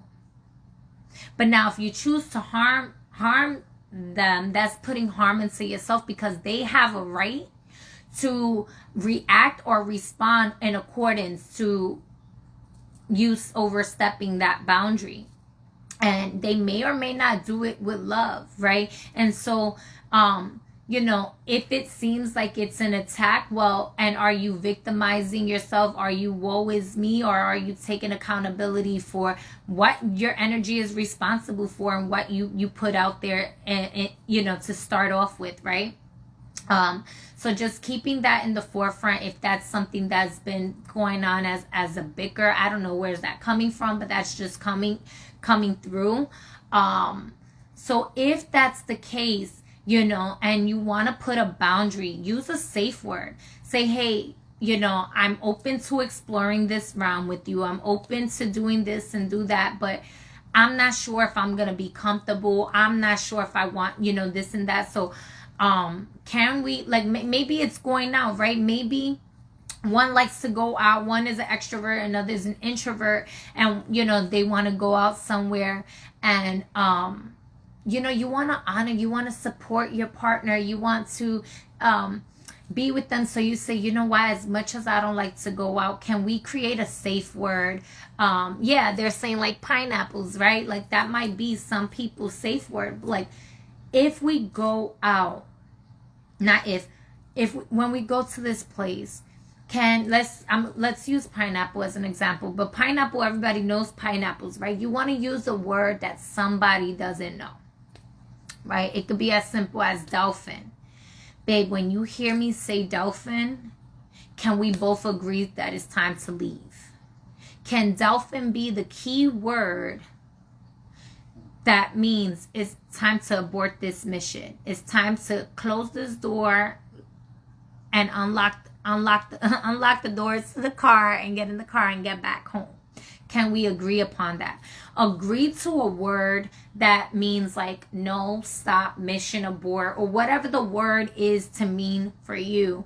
Or it could be a word that is said maybe during mid-argument, and maybe dolphins mean you're crossing my boundaries, and rather than turning it into a fight and you see that person about to cross your boundary, you're like in the mid conversation, dolphin. And when they hear dolphin, they know in the beginning of y'all's connection, or even if whenever, wherever, today's a new beginning, today's a new day, every day's a new beginning, right? Whenever y'all came to that agreement with that safe word, that is the safe word that says enough is enough. Enough is enough. I'm done. I'm feeling like a fish out of water. This is suffocating me. This is not, it's crossing my boundaries. This is doing too much disorder, discomfort. And I just really want to shift into another vibration. Right? And just honoring that for each other. So I do recommend to couples having safe words even outside of the bedroom. You can do it inside of the bedroom, because let's just face it, we get so used to our partners sometimes, and it just feels so fucking good how it feels good in the ways that it feels good. And maybe it's occasional, or maybe it's all the time where you're exploring new things, but sometimes it may hurt, or sometimes a person is just like, no, but some people like to role play, and some people don't comprehend no, but they comprehend the safe word. So utilizing safe words in and out of the bedroom.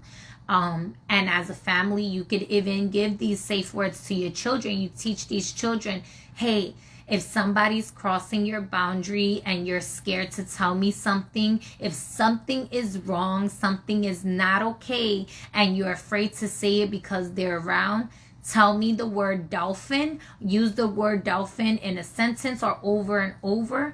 And we're not going to tell anybody else outside of the family that dolphin is danger or something like that, right?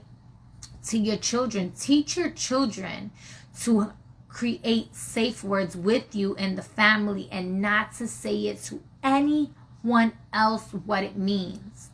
So that way, in those instances when that happens, they're able to give the alert regardless of who's around. So they know that they are safe when they use that word, and that the danger will be removed. Obviously, as a parent, is to honor that, right?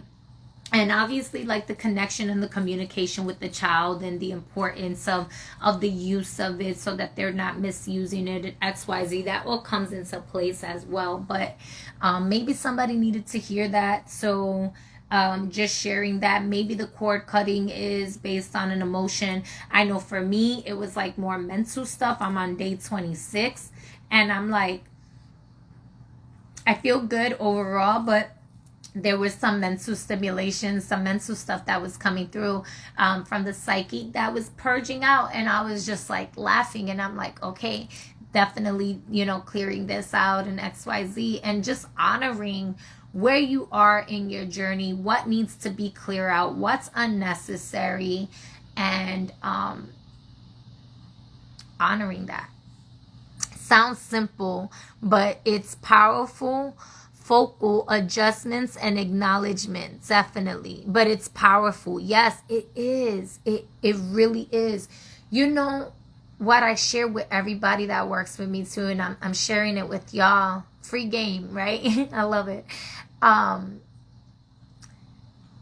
Create a safe word for certain realms and dimensions of yourself that you just don't want everyone to have access to, and create it forget it, remember it at the same time, right? Let it go is the point.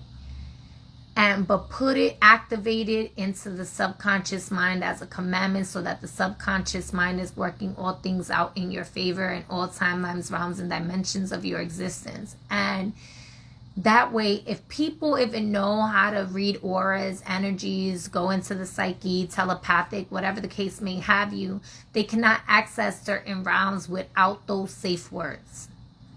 They can't.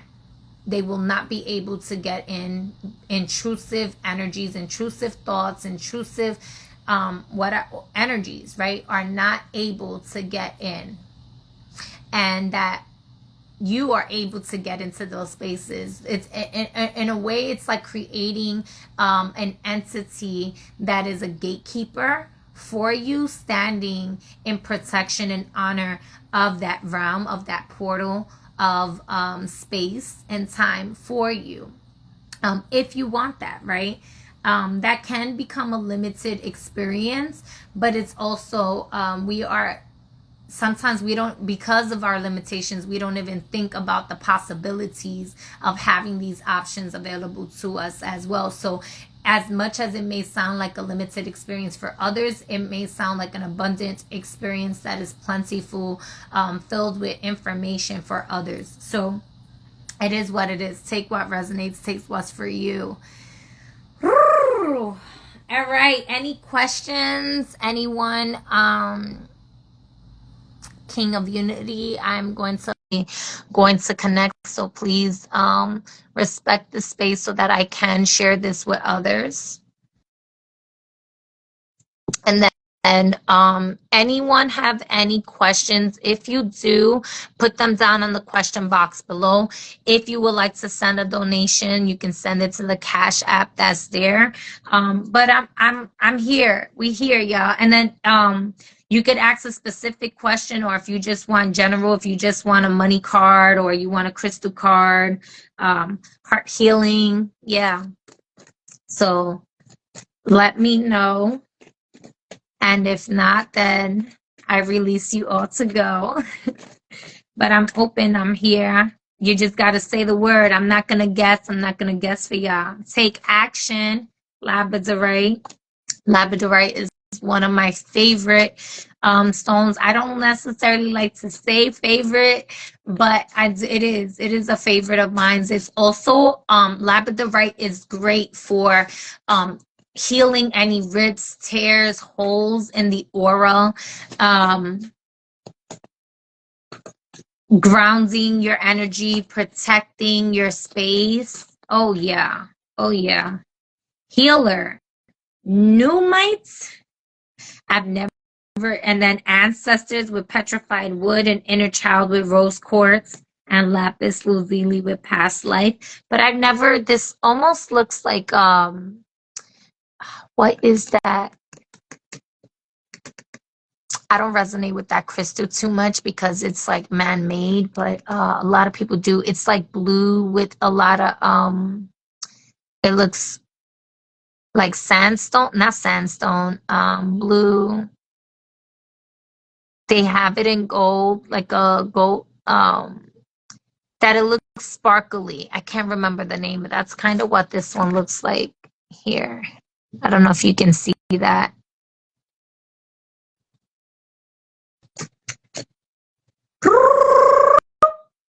Oh, really? Are you gonna really come on here? I look up. It's okay. We're not gonna judge how I look, but this is interesting if you come on here. Most usually can't read without my accepting. Exactly.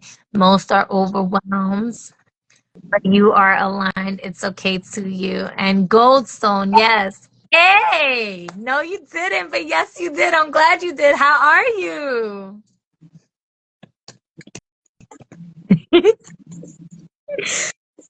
You know, this is a very, very rare thing that you just did.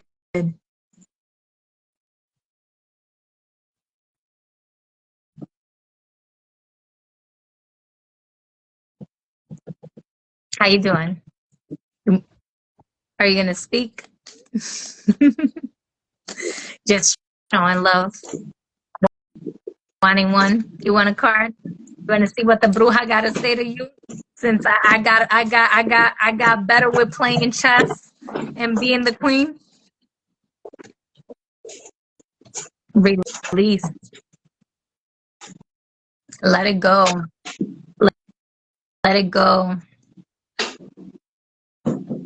Mhm. Talk your shit. Do your thing. Do your thing. I'm gonna cut my cords from you too. No, I'm just playing. I actually I released you with love a long time ago, but we have such an unconditional love. It's so beautiful, and I'm so grateful. I'm so thankful. You release what? I released you with love a long time ago, but it's so beautiful, our connection, you know. It's always there. It's always there. For a fact, you be seeing me. I be tuning in on the I low. know.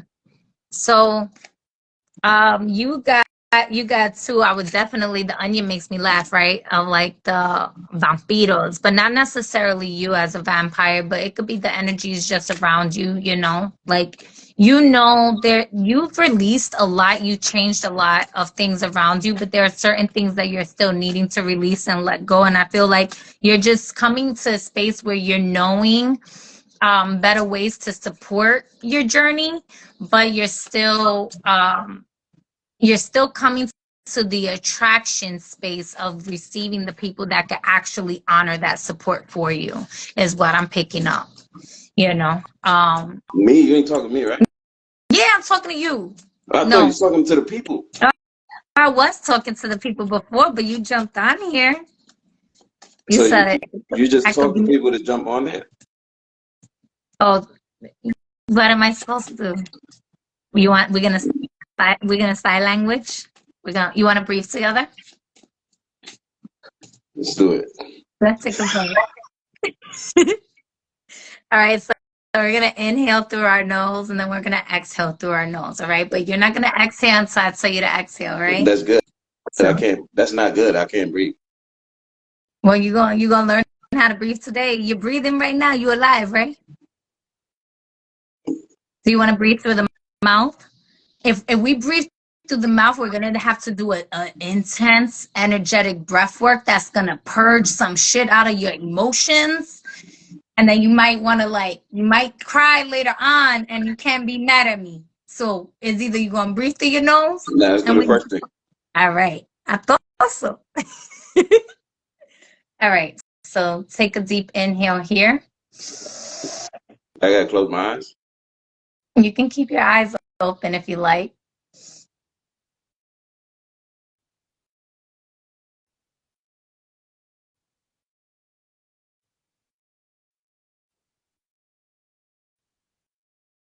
Slowly exhale.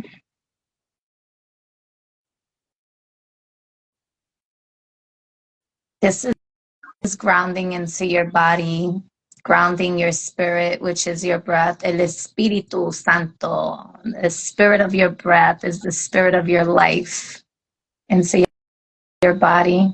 Take a real fucking breath with I me. I did. don't I want to have. swear. I was like, wait. At some point, she has to know that I can't keep breathing in. Like, look. No, you just took the inhale through your mouth. Exhale. No, You can I did it the first time. I'm just exhale. saying. You can exhale through the mouth. Let that shit go. You I'm can looking breathe. a little rugged, So huh? I mean, looking a little releasing much.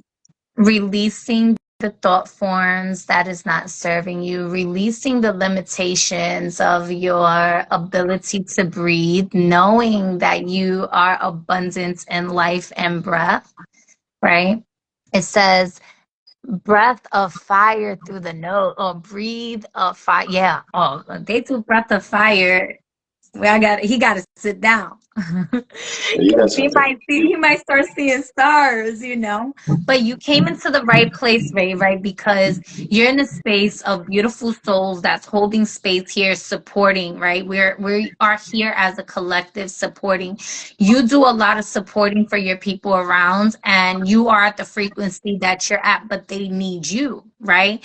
And you need to be poured into too. You're allowed to receive the pouring into too. You can't. I don't want. Wait, because I don't want to cut you off. I'm sorry.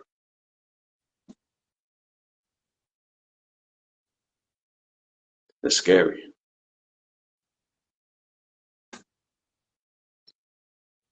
You know, I don't want to get too personal on that, but this is good shit. I appreciate your words.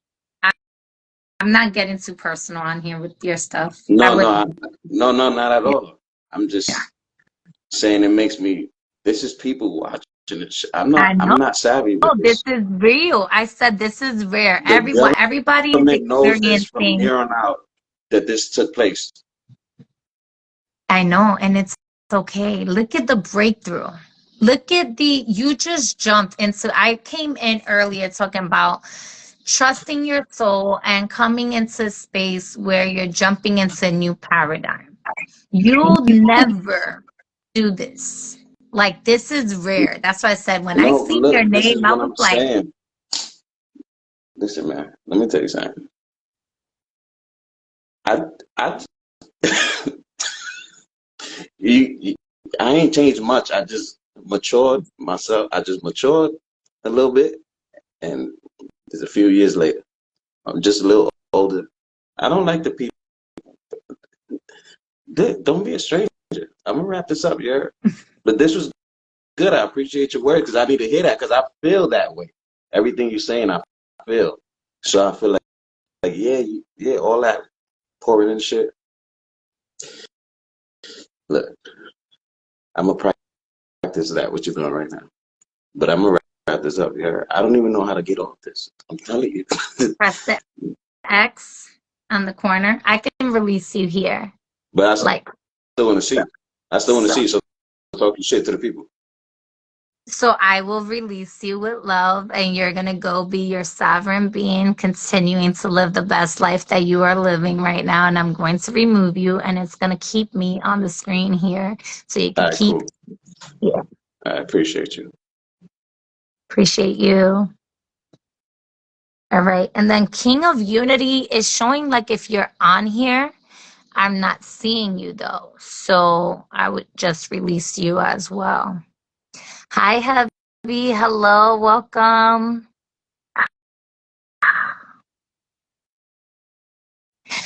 Nice quantum jump. Congrats, brother.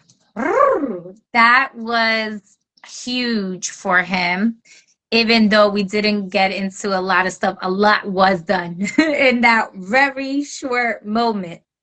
So, for those of you that's here, it says four there. He also got the four of spades. And so I'm not going to violate his, energy where it's, me not over telling his business. I usually do that anyways. Like I do tell people's business out there. When you come on live, you give me that permission. But I do,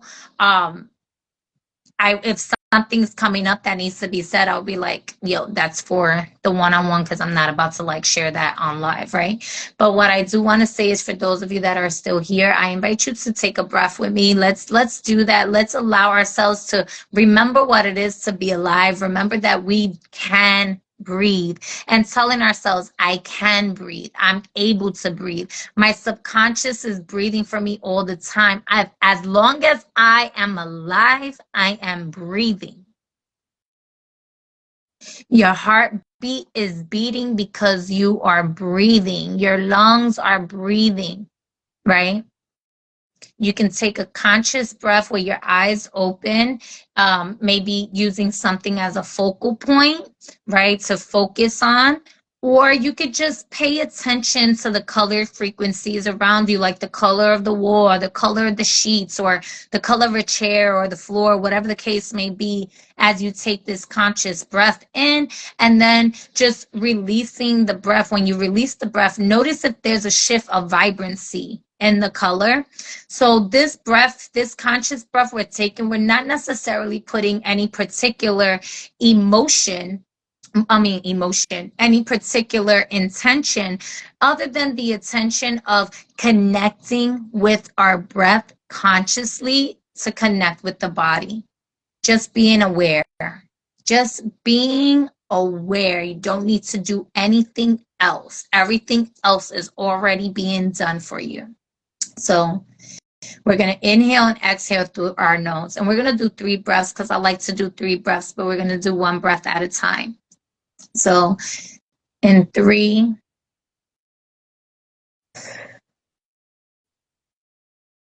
2, 1, taking a deep inhale here, holding the breath,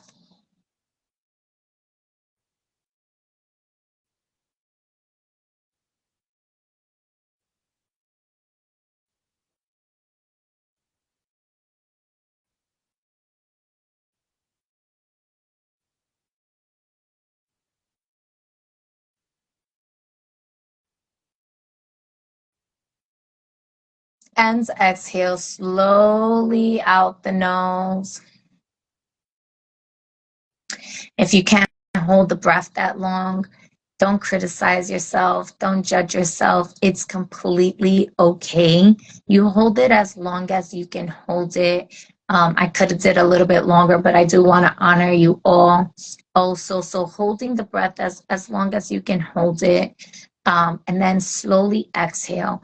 And if you're really feeling a lot of emotions in your heart space, or a lot of tension in your lungs, if you're feeling the weight of the world on your shoulders and you just want to release, you can, on the exhale, bring your arms out like you're spreading your wings, and you're extending your chest, your heart space to the ceiling or to the heavens above. And you released it out the mouth with a that literally does a cleansing and a purifying space in the heart space, bringing the air to release the emotional attachments, right? So please feel free to breathe at how it's necessary for you. We're going to take another deep inhale. Inhale here. Hold.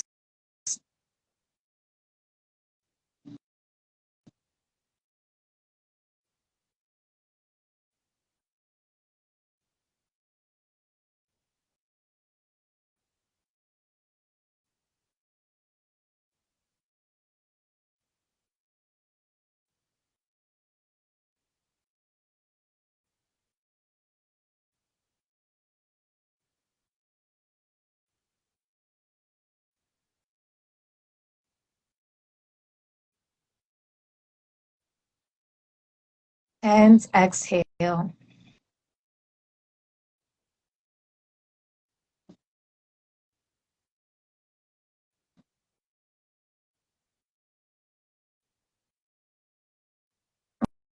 We're going to do one more breath here. Taking a very deep inhale, just reconnecting, letting your ears listen to whatever noises are around you, allowing non-judgments and unbiased energies just be at the forefront, allowing your subconscious mind to work all things out for you in your favor, and just existing consciously with your breath at this time, reconnecting with your body as we are grounding into the present moment. Taking a deep inhale here. Hold.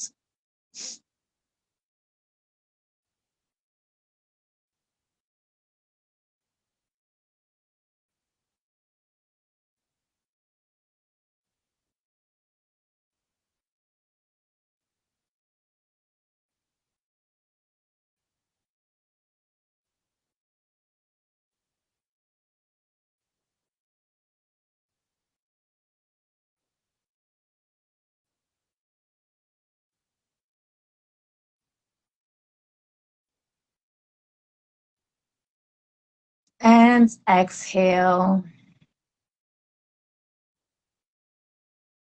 If your eyes are closed, allow yourself to just slowly open your eyes.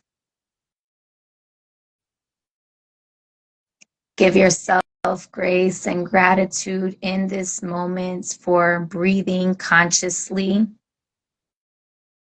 for honoring your existence, knowing that you have overcome every challenge that you have ever experienced in the past,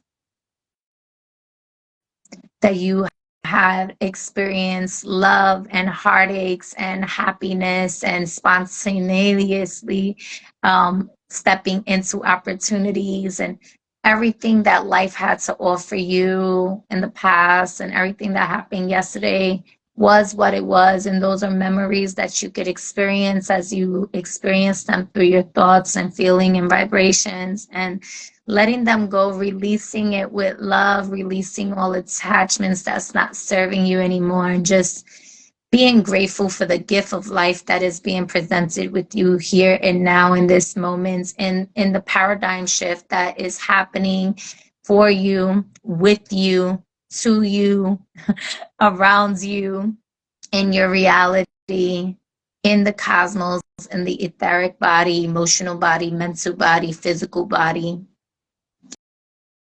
And allow yourself to release any expectations of what that may look like for your future, but also honoring that you are successful in all your endeavors in this now moment, that you allowed yourself to receive all the tools, all the wisdom, all the resources you needed to overcome all obstacles, any addiction, self-sabotaging, any sickness, illness, dis-ease, discomforts, that you release the attachments to them and you honor the lessons that they served you. And just give yourself grace and gratitude for having the patience to be here in this now moment, for slowing down and relaxing and existing and being, knowing that you are in the presence of the Most High within you, experiencing itself around you, that you and I are thought forms of one another, wanting to experience the experience of experience with each other, supporting each other, however that may look, despite the appearances of.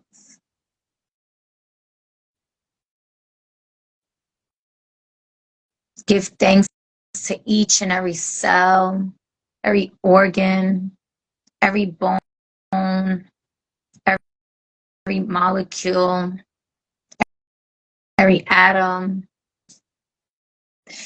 every vibration of existence on and off of the spectrum of lights and life into the darkness and the wholeness of oneness and the void in creation,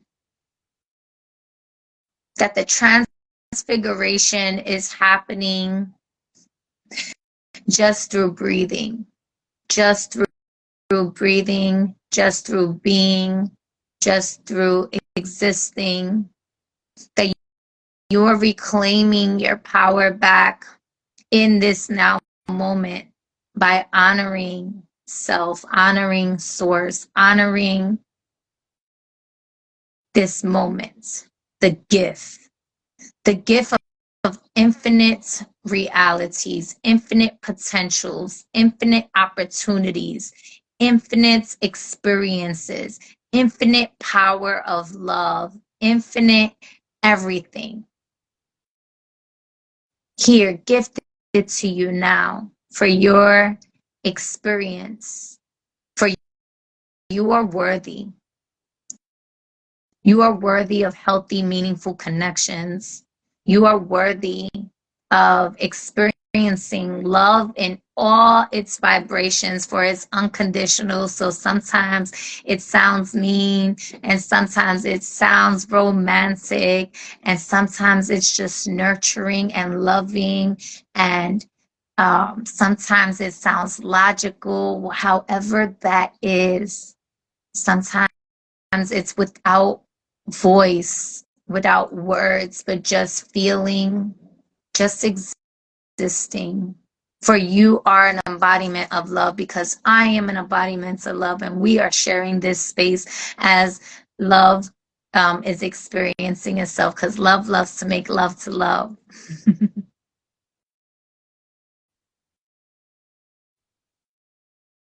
Allowing yourself to be patient with the results that you are looking for, but trusting that all things are working out in your favor. And perhaps organizing, there was organizing a list, right, of errands that you have to do, a to-do list, or organizing your space, maybe reorganizing the furniture, or putting things in a particular place so that you can organize your mind, but also let go of the control and the expectations. Knowing that this was divinely organized for you to relax into this now moment, to just exist and breathe here, to experience love, to receive love, to be filled with love. That the voice of authority activates all dormant energies in your, on a cellular level, in your DNA, your cosmic DNA, and your physical DNA, and all that you are, any dormant energies in which is to be illuminated in this space here and now, taking a deep breath into that illumination so that it is activated in serving in honor of your highest and greatest good. So that that energy is present with the gift of life here, giving love to you as you give love to that energy. Allowing the recalibration, allowing the activation, allowing the anointing to be so plentiful and abundance that is able to get into each and every nook and cranny and spaces of your existence. That even if you can't see the light, you are the light.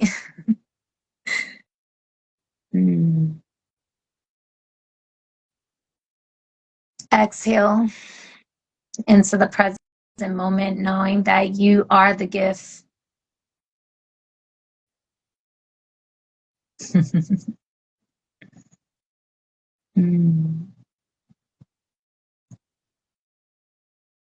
Being thankful, as gratitude is an attitude that continues to allow the lavish abundance of the universe to flow.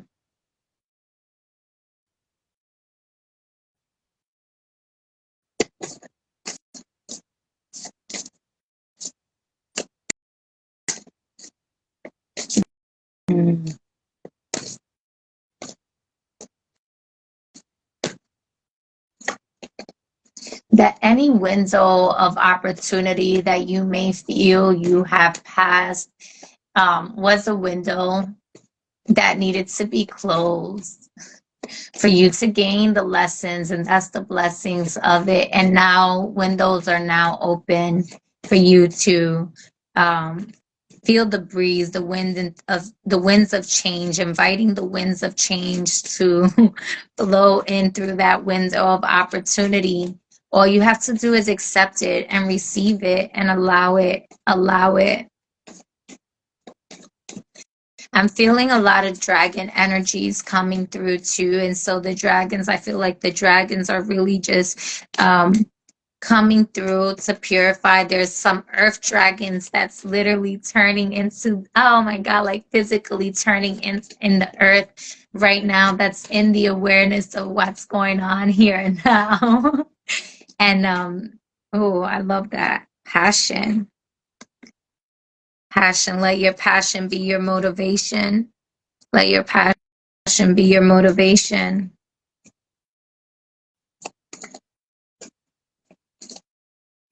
You have cosmic wisdom in you.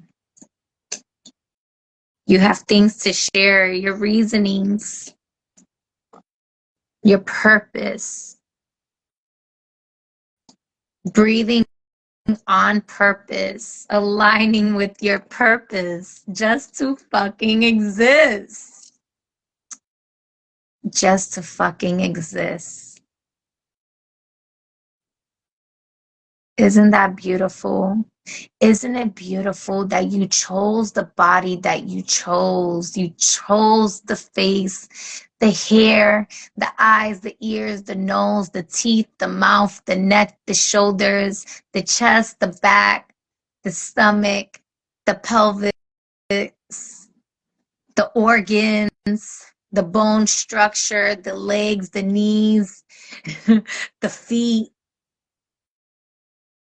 You chose that body in the image of the Most High, of your highest self, because you said, this is the body that's going to do the job for me. And it is perfect exactly as it is. So taking a breath in here, honoring the body that you chose and reclaiming that as the earth is your flesh, we're grounding into that.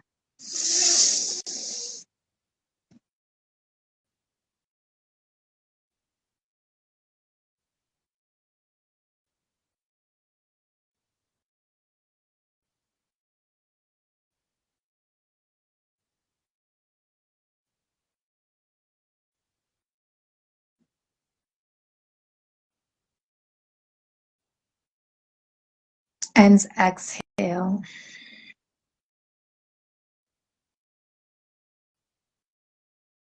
You chose your spirits too. All the spirits that flow, everything that you feel, that you think, the perceptions, that's your free will. That is part of your creation.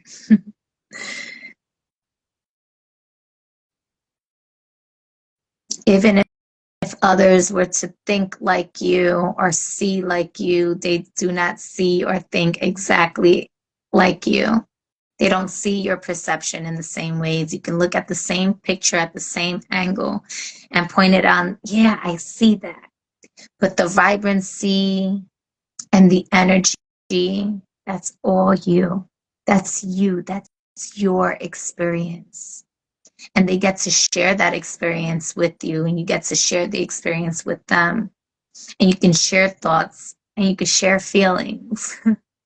Is you're going to share experiences, but the actual being of that experience is you.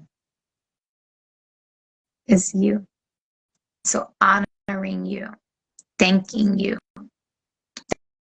That is the most powerful and the most rebellious thing you could ever do for you, is love you.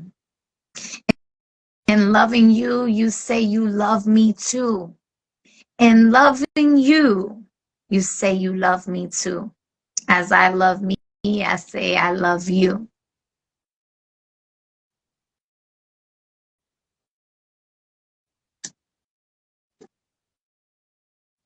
All people have unique colors and sounds that make them up, even if they have the same thoughts and feelings.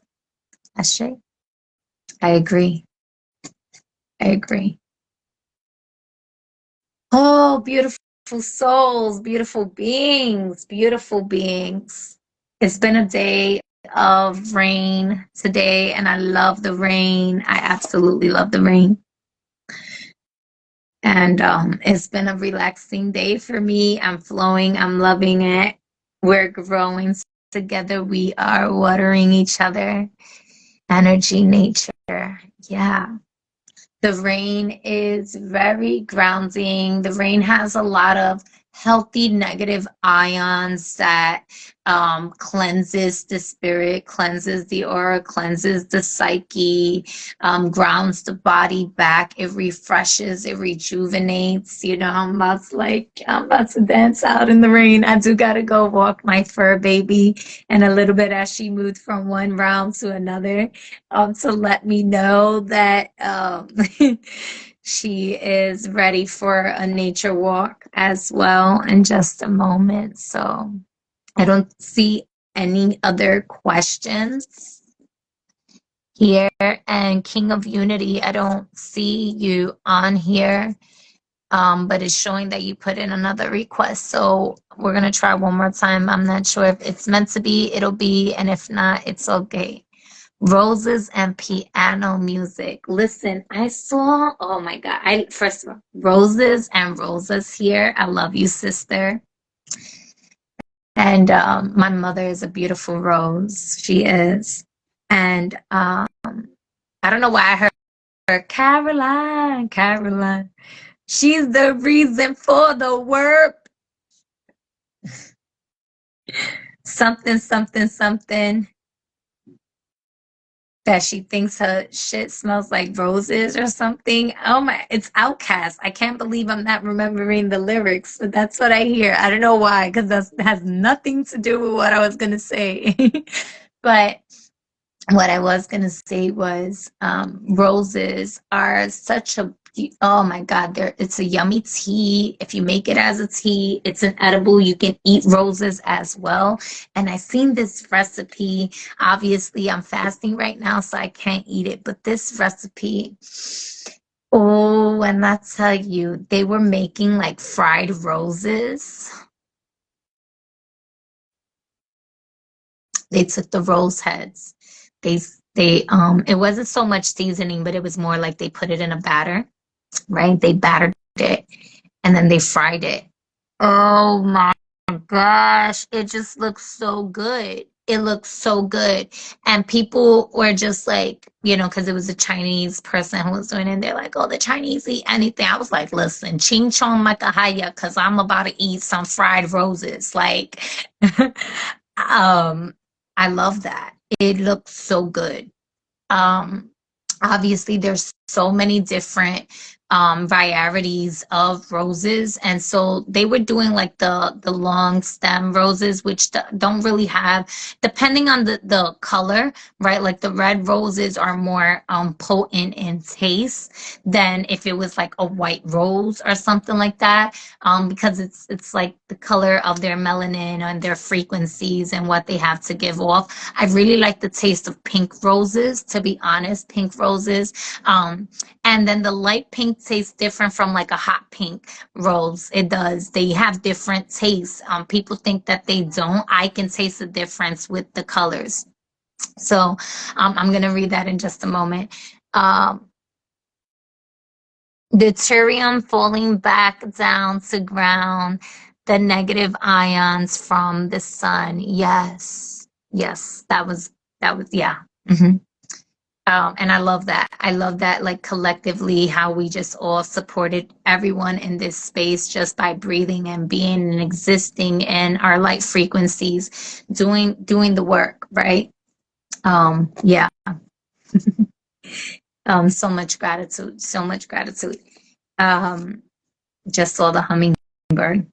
But yeah, the roses. Ooh, that looks so, it was so good. I was like, I got to try that. Someone also has sent me, and I don't do a lot of oil, but they did put it in a lot of oil. I wouldn't use that type of rose, because those don't have like really, like their taste is a little different. But they also did like fried sage. Oh my gosh. And I already cook with sage, so I know how sage tastes as a food, but I have a particular sage that I love the taste. It's different from white sage. And I was like, oh, if I fry that, that's gonna taste real good. And again, it was like with the batter. So it was yeah, I guess I'm talking about food now. I'm not really hungry though. Excuse me. I release the addictions. I release the energies in which is not serving me and the opinions that don't fucking matter, because we we are divinely aligned with our goals and our highest and greatest good. And I give thanks to all the spirits that came through for our highest and greatest good and honoring us. I give thanks to each and every one of you and your soul's energetic signature for being here. And I am grateful for the luck and the growth and the childlike experiences that we get to experience, and the success with the watermelon. Love me some watermelon. Yes. Letting go the fences. Coffee for energy. Coffee. For those of you who like coffee, you could use some coffee magic also. So yeah, I want cards before I go. So yeah, I want any number cards. Are we good? Are we good? 4 of spades, Ray. 4 of spades was for you. And 4 of spades also overcomes obstacles. 4s have a way of sometimes subconsciously attracting obstacles when they don't want to attract obstacles, but they overcome the obstacles and it brings them success. When it comes down to the spades, this could be obstacles in the workspace, or it could be obstacles with your health, possibly both. So what I would say is, if you are feeling overwhelmed from work, or you are having earlier I mentioned, like, if you were going through looking for a new job or something like that, that might be something that's coming through. Yes, if you want a card, please, there's a question box there below so that I don't miss that. Just put it there. But I think it was Tupac taught me. Ashe. So it was 4 of spades. So this could be that there's going to be more stability when it comes down to your work environment. Maybe you even feel stuck at your job. Maybe you feel like there's no growth and you're ready for growth. So part of overcoming that obstacle is maybe putting in for like a promotion or like another position in another in another department. Yeah. That might be something, and it could go in your favor. This could just be maybe even asking for a raise or something like that. The shadow side of that is like maybe overworking or focusing too much on like the things that's bearing weight heavy on like on a health level, right? So maybe you've been dealing with health things, and there's a need to like release the ways that you were thinking, to let in healthier habits, right? Healthier, these things your body is alerting you, your body is telling you where you are. Hello, sister. So that you can overcome these things. Nonetheless, when the 4 of spades comes out, it does tell you that you are going to be able to overcome this situation. If there was like some bad news that came through, you may not like the news. It may be tough, it may be hard, but these are things that are for your highest good, so that you can actually get into a better vibration, or like step into your power, essentially, so that you can step into your power. These are not things that are going to energetically break you or actually have anything real to take from you. So just keeping that in mind, like, this is something you definitely can overcome, and you will overcome it successfully. You just have to want it. And with you doing what you just did, you just stepped from one round to another. You just did something you never did in your life. That right there already changes your algorithm. It already gives you a cellular DNA upgrade that aligns you with your soul's calling. It broke through certain fears that was limiting you from your experiences before. And I know, again, like, not getting too deep into your business, so I'm gonna just leave it there. And I just have so much love for you. I'm so happy that you came through to receive whatever it is that you needed to receive in this space, because I have a lot of love for you, despite the stories of the past or whatever things were. Like, there's just so much love. We never really had any animosity anyways, so you know, it's just all love and appreciation. um Tupac, was it, and somebody else?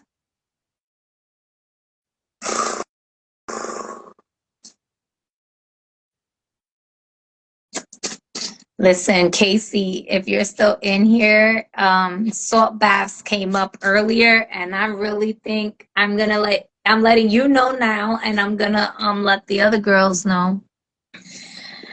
Let's do some. I did actually mention spiritual baths for this week, anyways, on the last call, I believe. So it's divinely aligned, but I got the call to do it today, so I'm gonna do it. All right.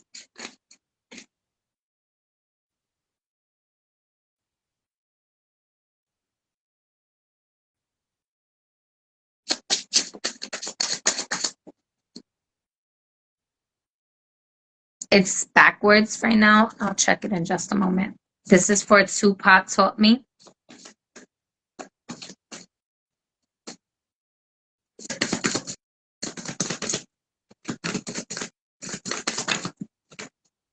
Just gonna take one and one of these.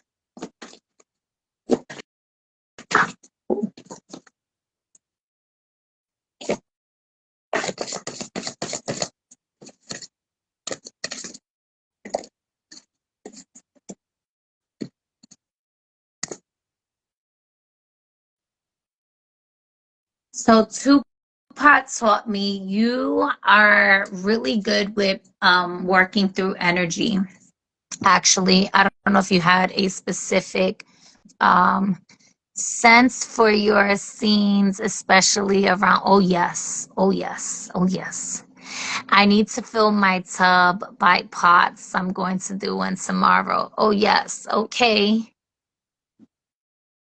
You know I gotta get a dragon card. Just one, please. Yes! You know I want to pull one for you too. So I'm glad you asked, because I'm not gonna do it unless you ask. You know. Uh Tupac taught me you definitely have a lot of divine wisdom, in which has put you in the journey of like priesthood, priestesshood, in your endeavors, in the ways that you think, in the ways that you speak, in the ways that you channel and you connect with source. There's a lot of communication with the earth spirits that you have a connection with.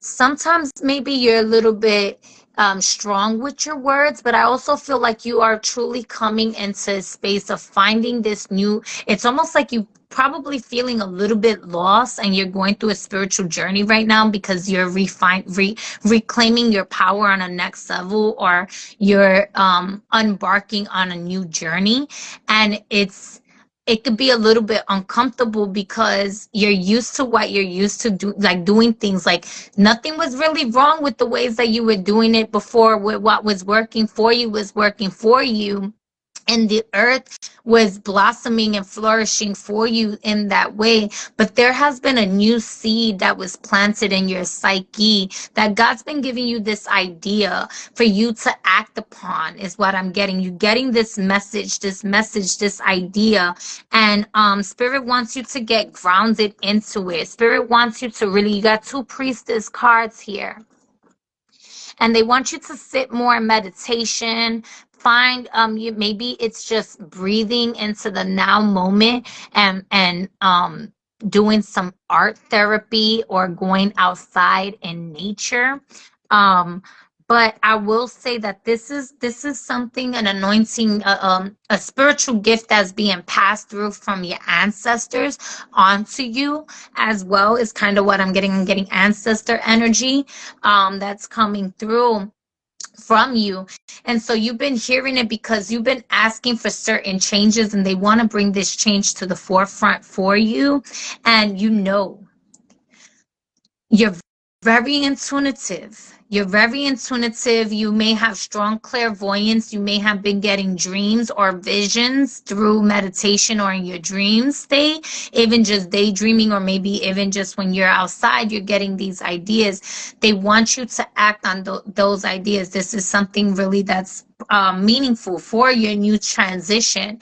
And they want you to also be, maybe take some time more for yourself, as opposed to, I don't know if you listen to a lot of readers and you have your energy scattered around with a lot of people. It's something about, maybe it could even be that maybe you are learning to control your energy so that you're not in everybody's energy, reading everybody's energy, taking on everybody's energy, or having other readers, like a lot of readers reading you.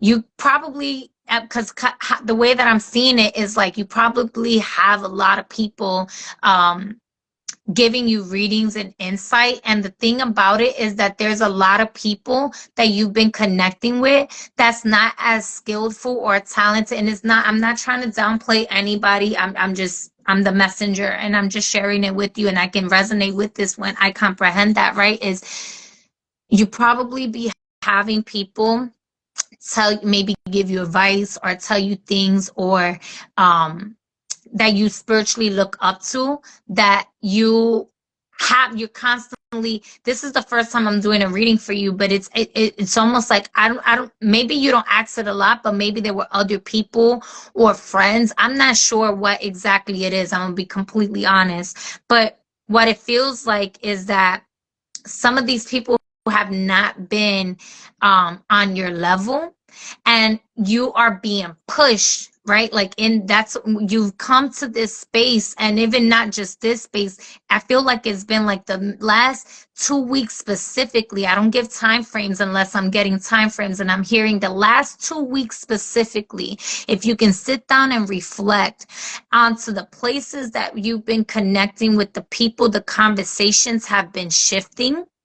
The messages have been shifting, because you're getting now into a space of equal or better. Whereas you have been connecting with other people who may not have been clear divine channelers, or they're kind of, what's that word? Yeah, when they like faking the funk, like yeah. I'm hearing it. It's in the tip of my tongue though. It's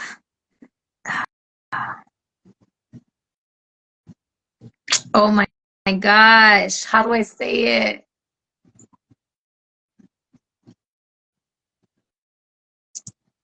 Yeah, well, that's cliche, but not cliche when they're I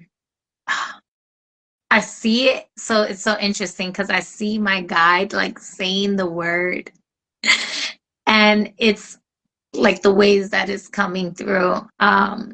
It's with a C.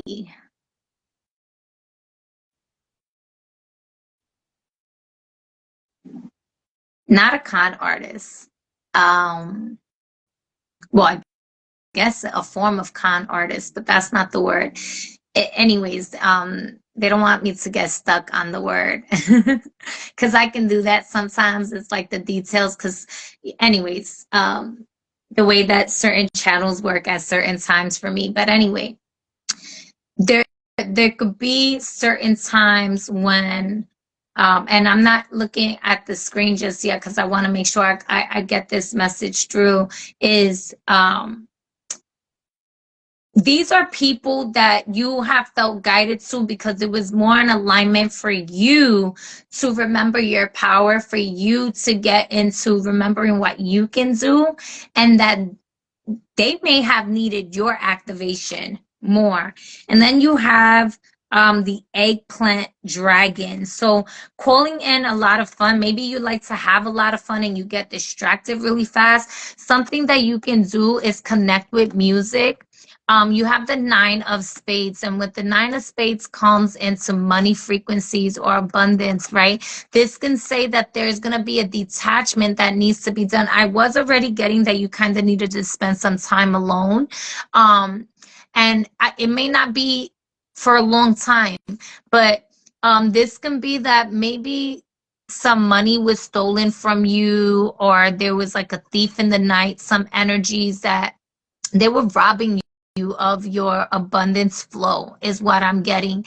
And you needed to release yourself from these energies, because you walked them from one realm to another, but now it's your turn to walk into, cross the bridge into the realm that's for you, right? You're stepping into this new version of yourself that is going to be a change of, this could be a change of career. This could be just a change of your finances, is how I see this, a change of your finances, but also, this does have a lot to do with other people. The thing is, this is being, you're gonna have to kind of be a little bit cold.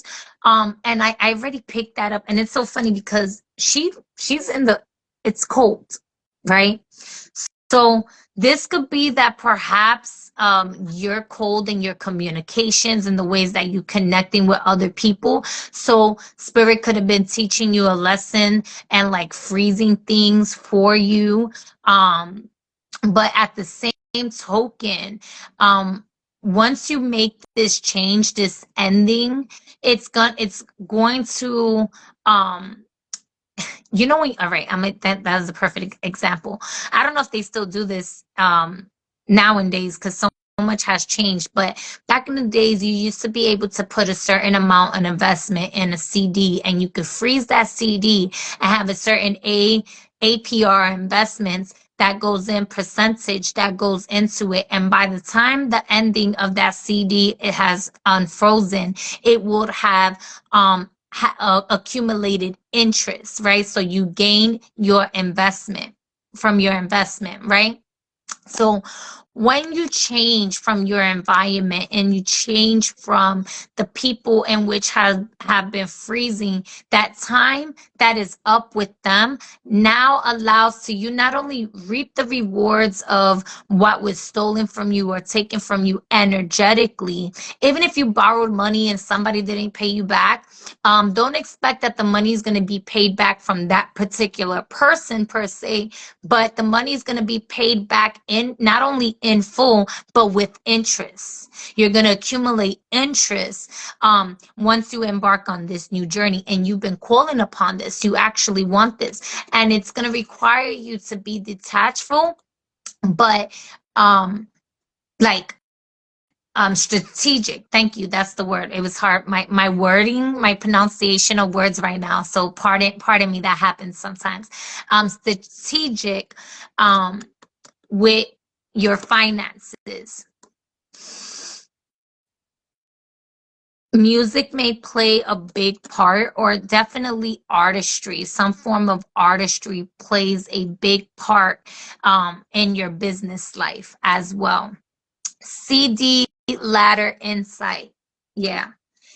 And then have fun. So you could be possibly maybe overworking to the point where you're stressed out, you're overwhelmed or something like that. And spirit is saying maybe it's time to take a vacation.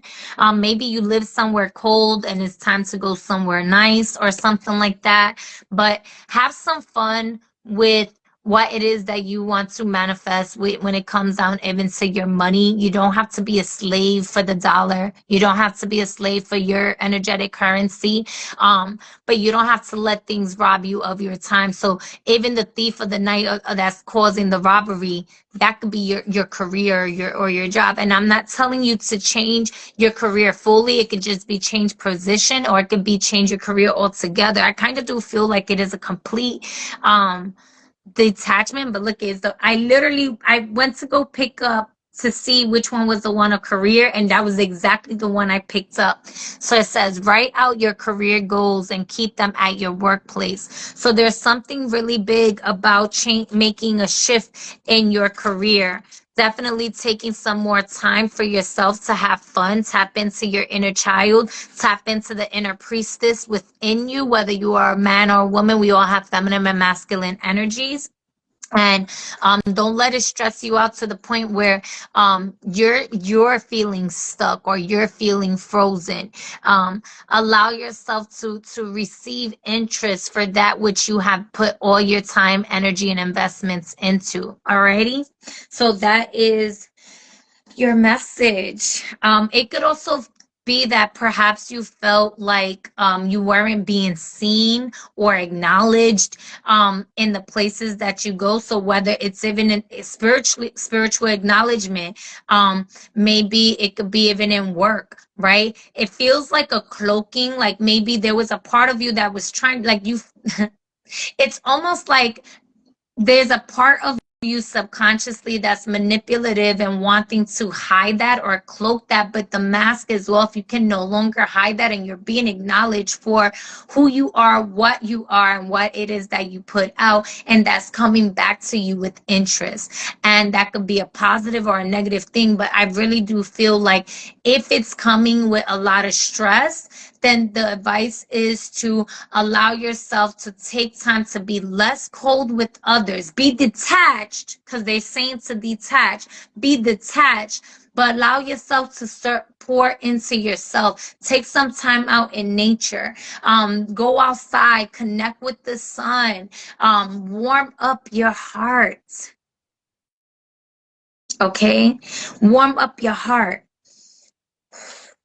I do feel like you have a good heart, but it could be misinterpreted a lot by a lot of people. And this is also why they're saying, like, when it comes down to certain channelers, like, they don't channel the same way you channel because you have a higher access to certain energetic points that they haven't even tapped into yet.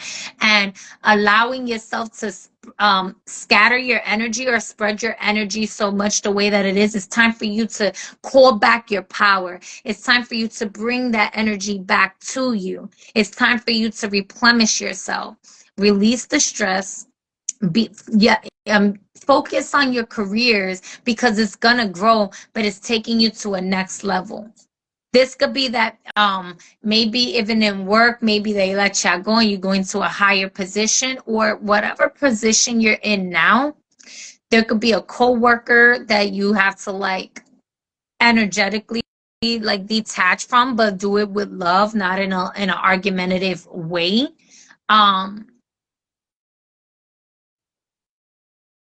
Yeah.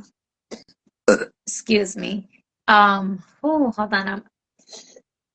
Excuse me. Yes.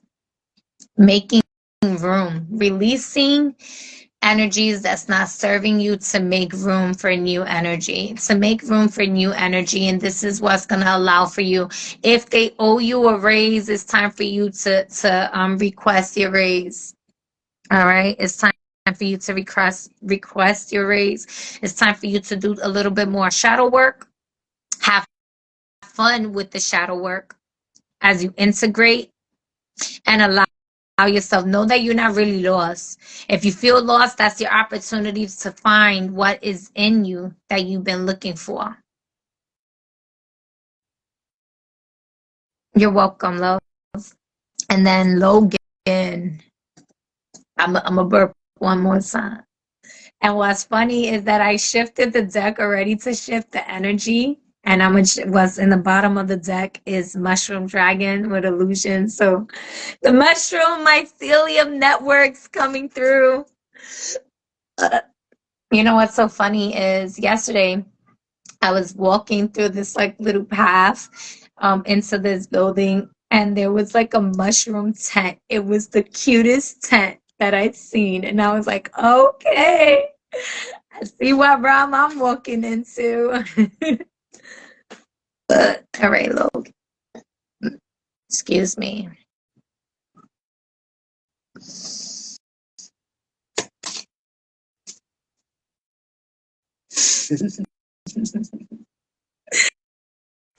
Gratitude. I always laugh with your energy. I have to look at energy in the bottom of the deck. I always laugh with your energy. It just makes me so happy. Coffee Dragon in the bottom of the deck. We spoke about that, right?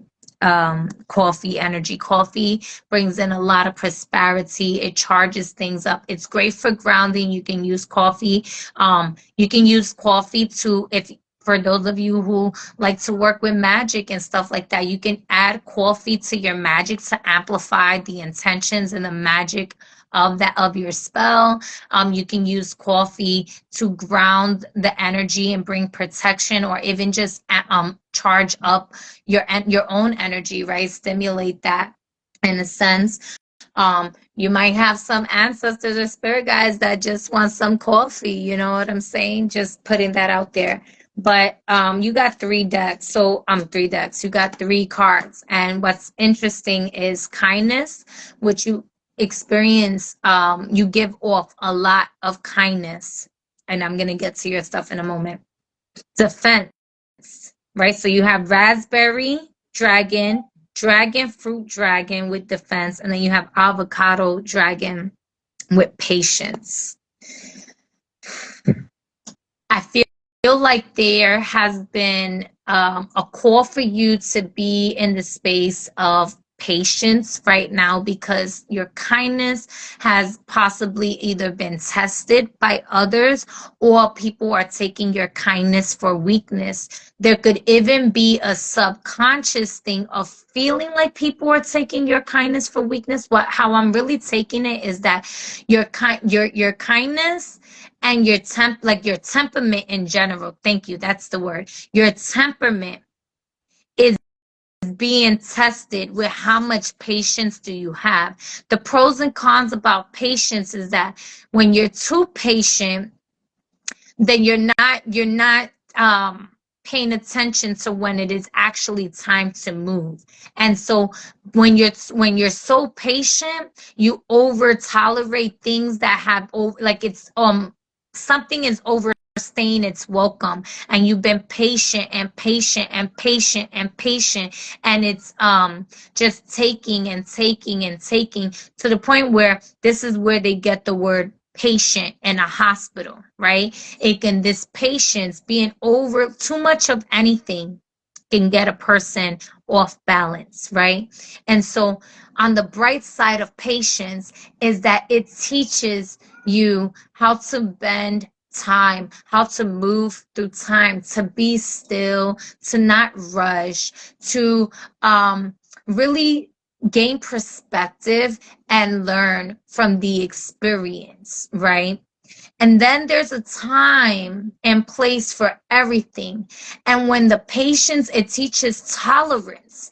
It helps you build up stamina and endurance to endure the lessons and the situations of what is around you, right? And that's the positive side of patience. It's so beautiful in that way. But the other side of patience is, again, it can get someone sick. It can get someone taken advantage of because they're so patient that they are overlooking when it was time to go, when it was time to move. And I feel like you are in the middle pillar right now of patience, of knowing when it's time to move, when it's time to leave. You're coming to a space of temperament. The patience that you are having to endure right now is teaching you how to navigate your temperament, how to be more cold when you need to be cold, and how to be more warm when you need to be warm, and how to be hot when you need to be hot, right? Warm and blending hot and cold in that space, because you have kindness and you have defense here. You are a very good protector for others, and even to the point with yourself, and people can misunderstand that because they're so used to your kindness that once that kindness is taken to another space and you're having to be defensive, they don't know how to handle your energy. And that's on them, right? Because the reason why I say that's on them is that they had a choice to use your kindness in a way that could have been beneficial to them, rather than to create a situation, a scenario where defenses had to go up, right? In the same token, Logan, there could be a situation in which you're possibly being overly defensive, that is asking for your heart to open with kindness to this situation so that you can really take your time with this situation and let it not be so like even, oh yes, thank you, so that it can unfold, it can blossom, it can flower, it can bloom, it can bloom. You know, I just spoke to you about the dragon fruit, right? We just had a whole conversation about dragon fruit and defense, and this card wasn't even out when we were talking about this. And I feel like it's talking about that situation. And so you can be kind to yourself and you can be kind to others in that way. And you already are a kind individual. You're kind of fun, you're kind of happy, you're kind of angry, you're kind of cool, you know, you're all kinds of things. But the kindness, right? Kindness is an opportunity to shine your light in the spaces where people who are acting from their defenses are acting from fear. They're acting from, it could be shame, it can be intimidation, it can be whatever it is, right? And there's a saying that says, kill it with kindness. Kill it with kindness.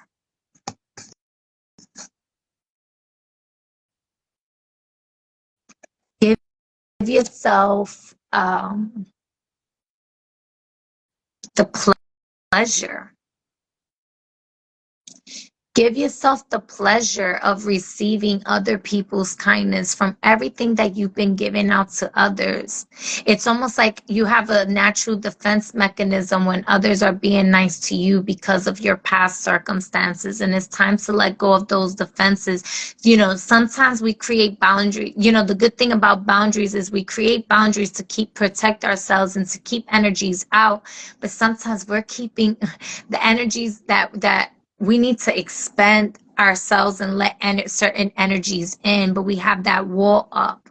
And we're like, we want to see if they can break down this wall. So I'm going to be patient enough to see if their kindness can dismantle my defenses. And that's one way of dealing with a situation. And another way is saying, I know I'm strong enough to defend myself. So rather than have this wall up, let me allow myself to have the patience to see how this can grow, how this can bloom, and just experience the kindness that's flowing here, the kindness in my heart being reciprocated with the kindness of their heart, having that heart-to-heart conversation. And I really love this. I really love that it's being charged up with divine anointing and abundance and love frequency and hospitality and celebration. It's a celebration. This kindness was long overdue for you to experience. And yeah, from time to time, you feel that kindness from people on social media or people around your work environment. But it's a different kindness.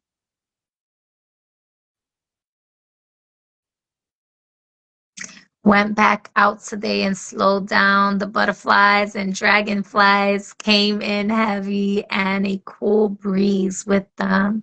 Pure bliss. Yes, accurate, giving thanks. I love you. You are such a lover. You are such a nurturer. You know, you do so much for a lot of people. And they may not know how to receive that. But you do a good fucking job protecting yourself and having your defenses up too. And know that there's something about knowing that, like, when you letting your guard, your quote unquote, it's not that you're letting your guard down, but you're putting your guards are standing in thank you. Your guards are standing in position. Ugh, I love how they're showing me this right now. So I see, like, you know, there's this kingdom, right? And in the fence, like the entry point to get to the castle, there's the guards, right? And the guards have their weapons and they have their stuff. They're armored, right? But they're not necessarily in defense mode per se, because it's not necessary to let that kindness in. But just know that when there's a time and a place, they are ready to work in defending you. They're in position. And I know y'all just saw that. Caso cerrado. That is your message. I know you just asked for a dragon card, so I'm just doing the dragon card. I love you. I'm so grateful. I'm so thankful for being able to, get into your energy, and everyone here who allowed me to pull cards for you or just even stood in this space. I'm so grateful for the energetic exchange. I'm so grateful for the honor and the privilege of experiencing the energetic exchange with each other. I do not take this lightly. I honor your soul. My soul recognizes your soul, and that we are one. And I'm just so grateful and thankful for this experience and this time, because we truly do operate from a true love, pure bliss frequency that's in wholeness and oneness with the Most High Divinity. And with that, I let you all be in your sovereignty. I release you to your freedom. I release you to receive all pureness of love, unconditional love in all realms, in every spaces of your life. In every spaces that life is the healer, the teacher, the repairer, the reconciliator. It's in everything. It's in your defenses. It's in your kindness. It's in you. And I'm just grateful.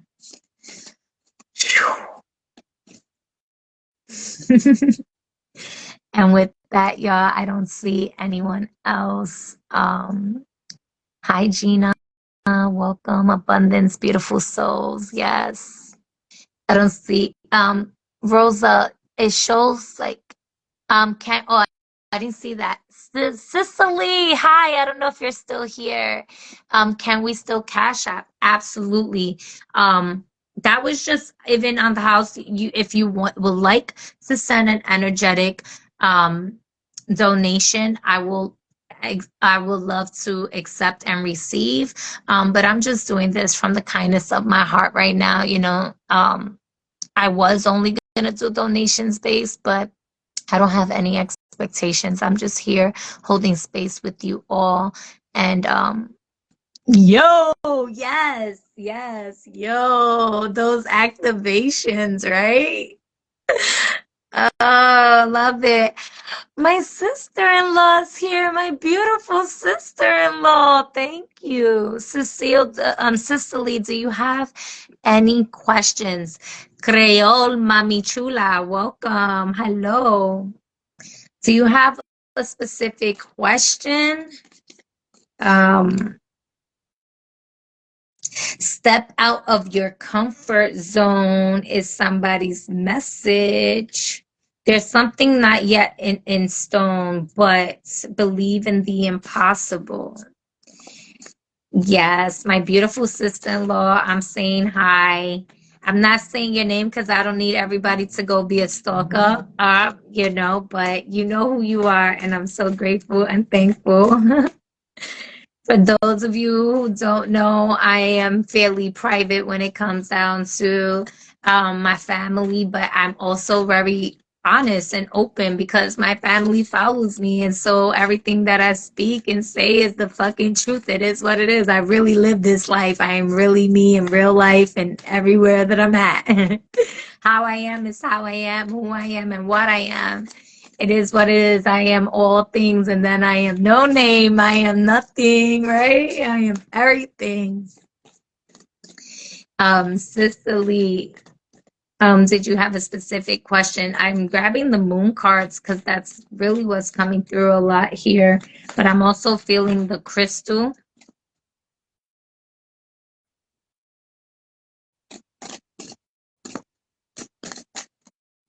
And I like how Source card came out earlier because I don't remember shuffling the deck where it said Divine Temple. I don't have anything specific. Yeah, I don't remember shuffling the cards earlier, but I guess I did because when I did that earlier, it was a completely different card. It was sourced, and I thought that was beautiful. So yeah. Okay. Ooh.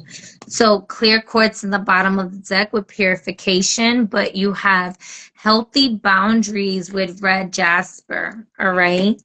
And then you have your hard work is paying off with new moon and Capricorn. So you can have Capricorn placements.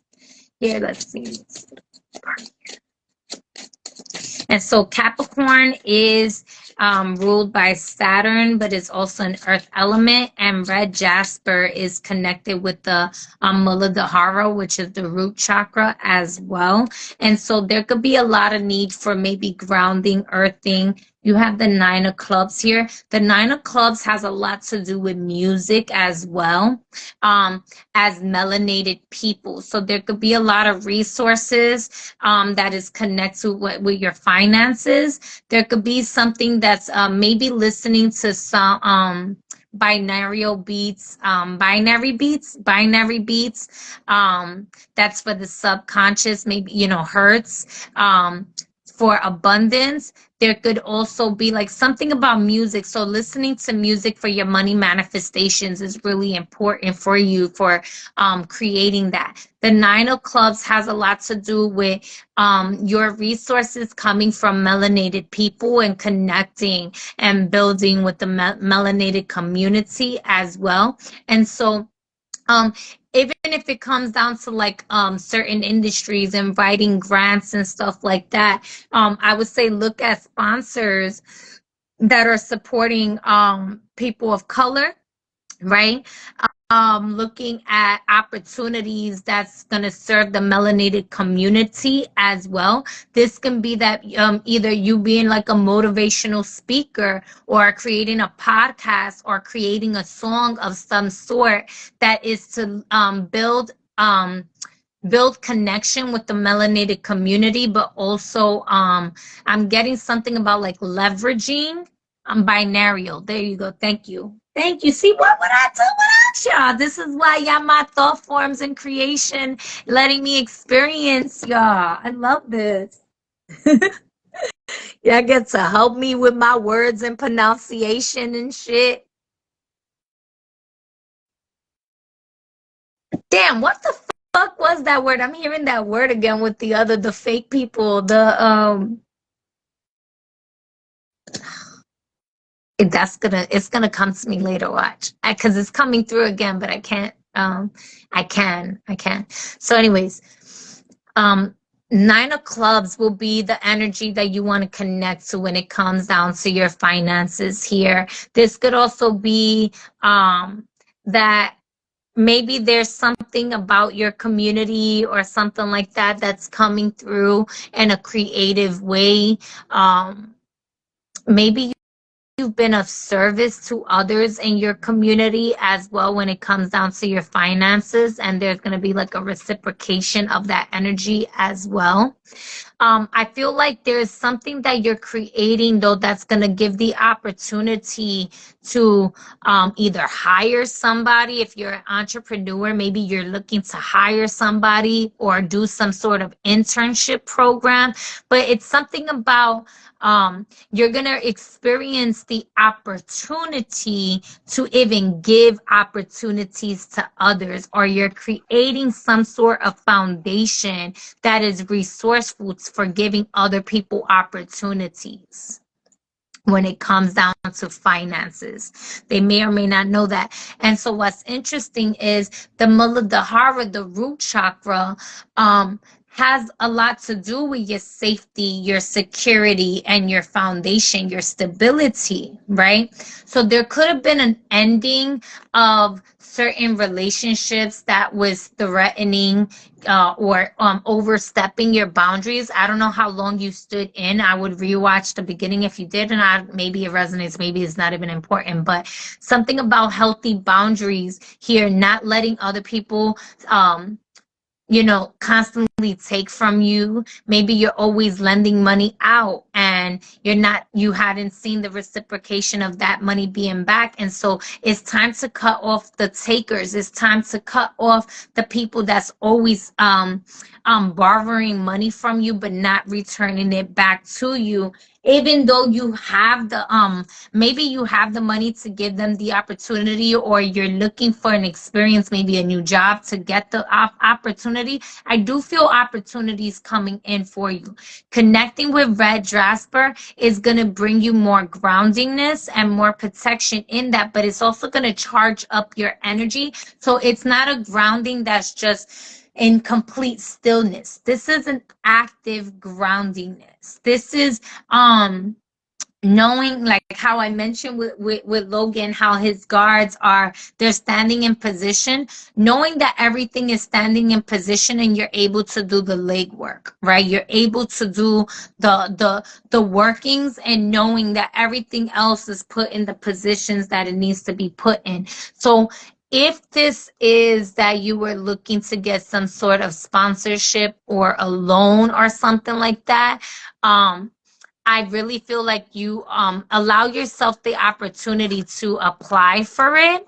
And it's something about like closed mouths don't get fed, right? In the boulevard, right? So ask and you shall receive, right? The same way others asked you and they were able to receive, know that you are also allowed to ask and receive in that space. There's something about that, and putting down the healthy boundaries and standing firm in that, so that people aren't overstepping. So if again, I'm getting called to, like, if somebody's constantly asking to borrow money, putting that healthy boundary and say, you know what, right now might not be the right time for me, if you truly cannot be in that space. And it's not about scarcity, it's about placing that healthy boundary, because that person needs to learn a lesson. Sometimes what happens, you both need to learn a lesson, right? The lesson for you is that by constantly letting other people cross your boundaries, you enable them to treat you under their versions of you, rather than you giving yourself the love and the respect that you feel, right? Some people feel entitled to your energy, they feel entitled to your money, they feel entitled to your things, because maybe it's family or it's a close friend or something like that. But by placing a healthy boundary and staying firm in that, you say, you know what, fuck your entitlements. You know, I'm entitled to put these healthy boundaries down. I love you. Just because I put this, if you love me, you're gonna honor my boundaries. I love you, I honor you, but I have to stop enabling you from treating me this way or doing this in this way, because you have to do. Maybe it's that sometimes maybe, thank you, let me slow down. You could have like a family member that constantly comes to you to borrow money every time they're in a hole, or there's a bill to pay or something like that, right? And you're such a giver, you're such an empath, you're such a you like to share your resources with other, even if that's like your last. You don't even tell people that's your last. You just give because you have a trust of from source of infinite abundance, and that's beautiful, and source wants you to keep having trust and faith in that, yes. But it's also okay for you to establish healthy boundaries with others, so that you can stop enabling them, because they're not just doing it to you, they're doing it to other people. And if that family member is constantly getting, you're like that's their escapism, there's an scapegoat, and they're not learning the lessons that they need to learn, because they're constantly going to you to bail them out, essentially, right? And I'm just using that as an example, right? It could be anyone, and it doesn't necessarily have to apply to money, but by creating that healthy boundary, this is going to transform your money energy. So I would use the 9 of clubs to connect with your resources, and allow yourself to receive, allow you to receive. Your hard work is paying off. All right. You may have Capricorn placements. I think you told me you're a Capricorn or a Sagittarius or something like that. I don't really remember right now, but you could have strong Cappy energy, but nonetheless, regardless of what, by the end of this year, you're going to see a shift, a change in your finances by you applying those healthy boundaries in yourself. So I would even like write down today's date, write down these messages, red jasper, healthy boundaries, the 9 of clubs, and then go back to this, right on, go into your phone and go to the calendar, or you just whatever calendar, your planner, whatever, and write down on the new moon in December. It could be in December or January. Sometimes it's in January. It's usually in January, but I can't recall right now. When's the new moon in Capricorn? And on that date, I want you to reflect back on this message and see if your finances had changed from now to then, by you establishing and holding firm on healthy boundaries. Red jasper also moves the energy forward. It doesn't keep you stuck. So it's going to unstuck you from your old ways of being so that you can have these healthy boundaries and it not be a trap to yourself. And instead, it's going to open you to other opportunities, keep you active, stay active, do the work. It's going to pay off. You're going to reap the benefits. Red jasper also allows for manifestations to rush in. It also helps with the blood as well. So and being grounded as empaths, sometimes, maybe you were working with other stones and they did what they needed to do, and just connecting with red jasper right now. It's also, red jasper is very indigenous to the land, and this could be a stone that you have maybe strong my nose and my crown and everything is itching right now. It could be that you have indigenous ancestors that's wanting to give you generational wealth, okay, from the land, whether it's physical, metaphorical, whatever the case may have you. But in red jasper is connected to your indigenous ancestry, is what I'm picking up also. So if you have an altar, you have something symbolic, or even if you don't have an altar but you want something to connect with your ancestors, connecting with red jasper is going to strengthen that spiritual connection between you and your ancestors, is what I'm hearing. All right. I feel like this is also going to bring you a natural sense of protection. It's going to recharge your ancestors, and it's going to bring you a natural protection, connecting you back to the indigenous laws of the land, is what I'm picking up. So a lot of generational wealth. This could be paperwork. Also, maybe you're going to be doing certain paperwork, maybe rewriting certain contracts or something like that, and your ancestors are guiding you to the information. It could also be that, in which is going to change your money manifestations. So take that how it resonates for you. And if you're gonna, 5 of clubs, change of perspective, change of your mind, changes, travel, freedom. That is your message, love. And I release you with love. Your commitment is being tested. All right, y'all. Anyone else before I go? Don't let the fears, what that said, the answers you need are coming. Don't let your past hold you back. Don't let your past hold you back. All right, I love that. 10845. Oh,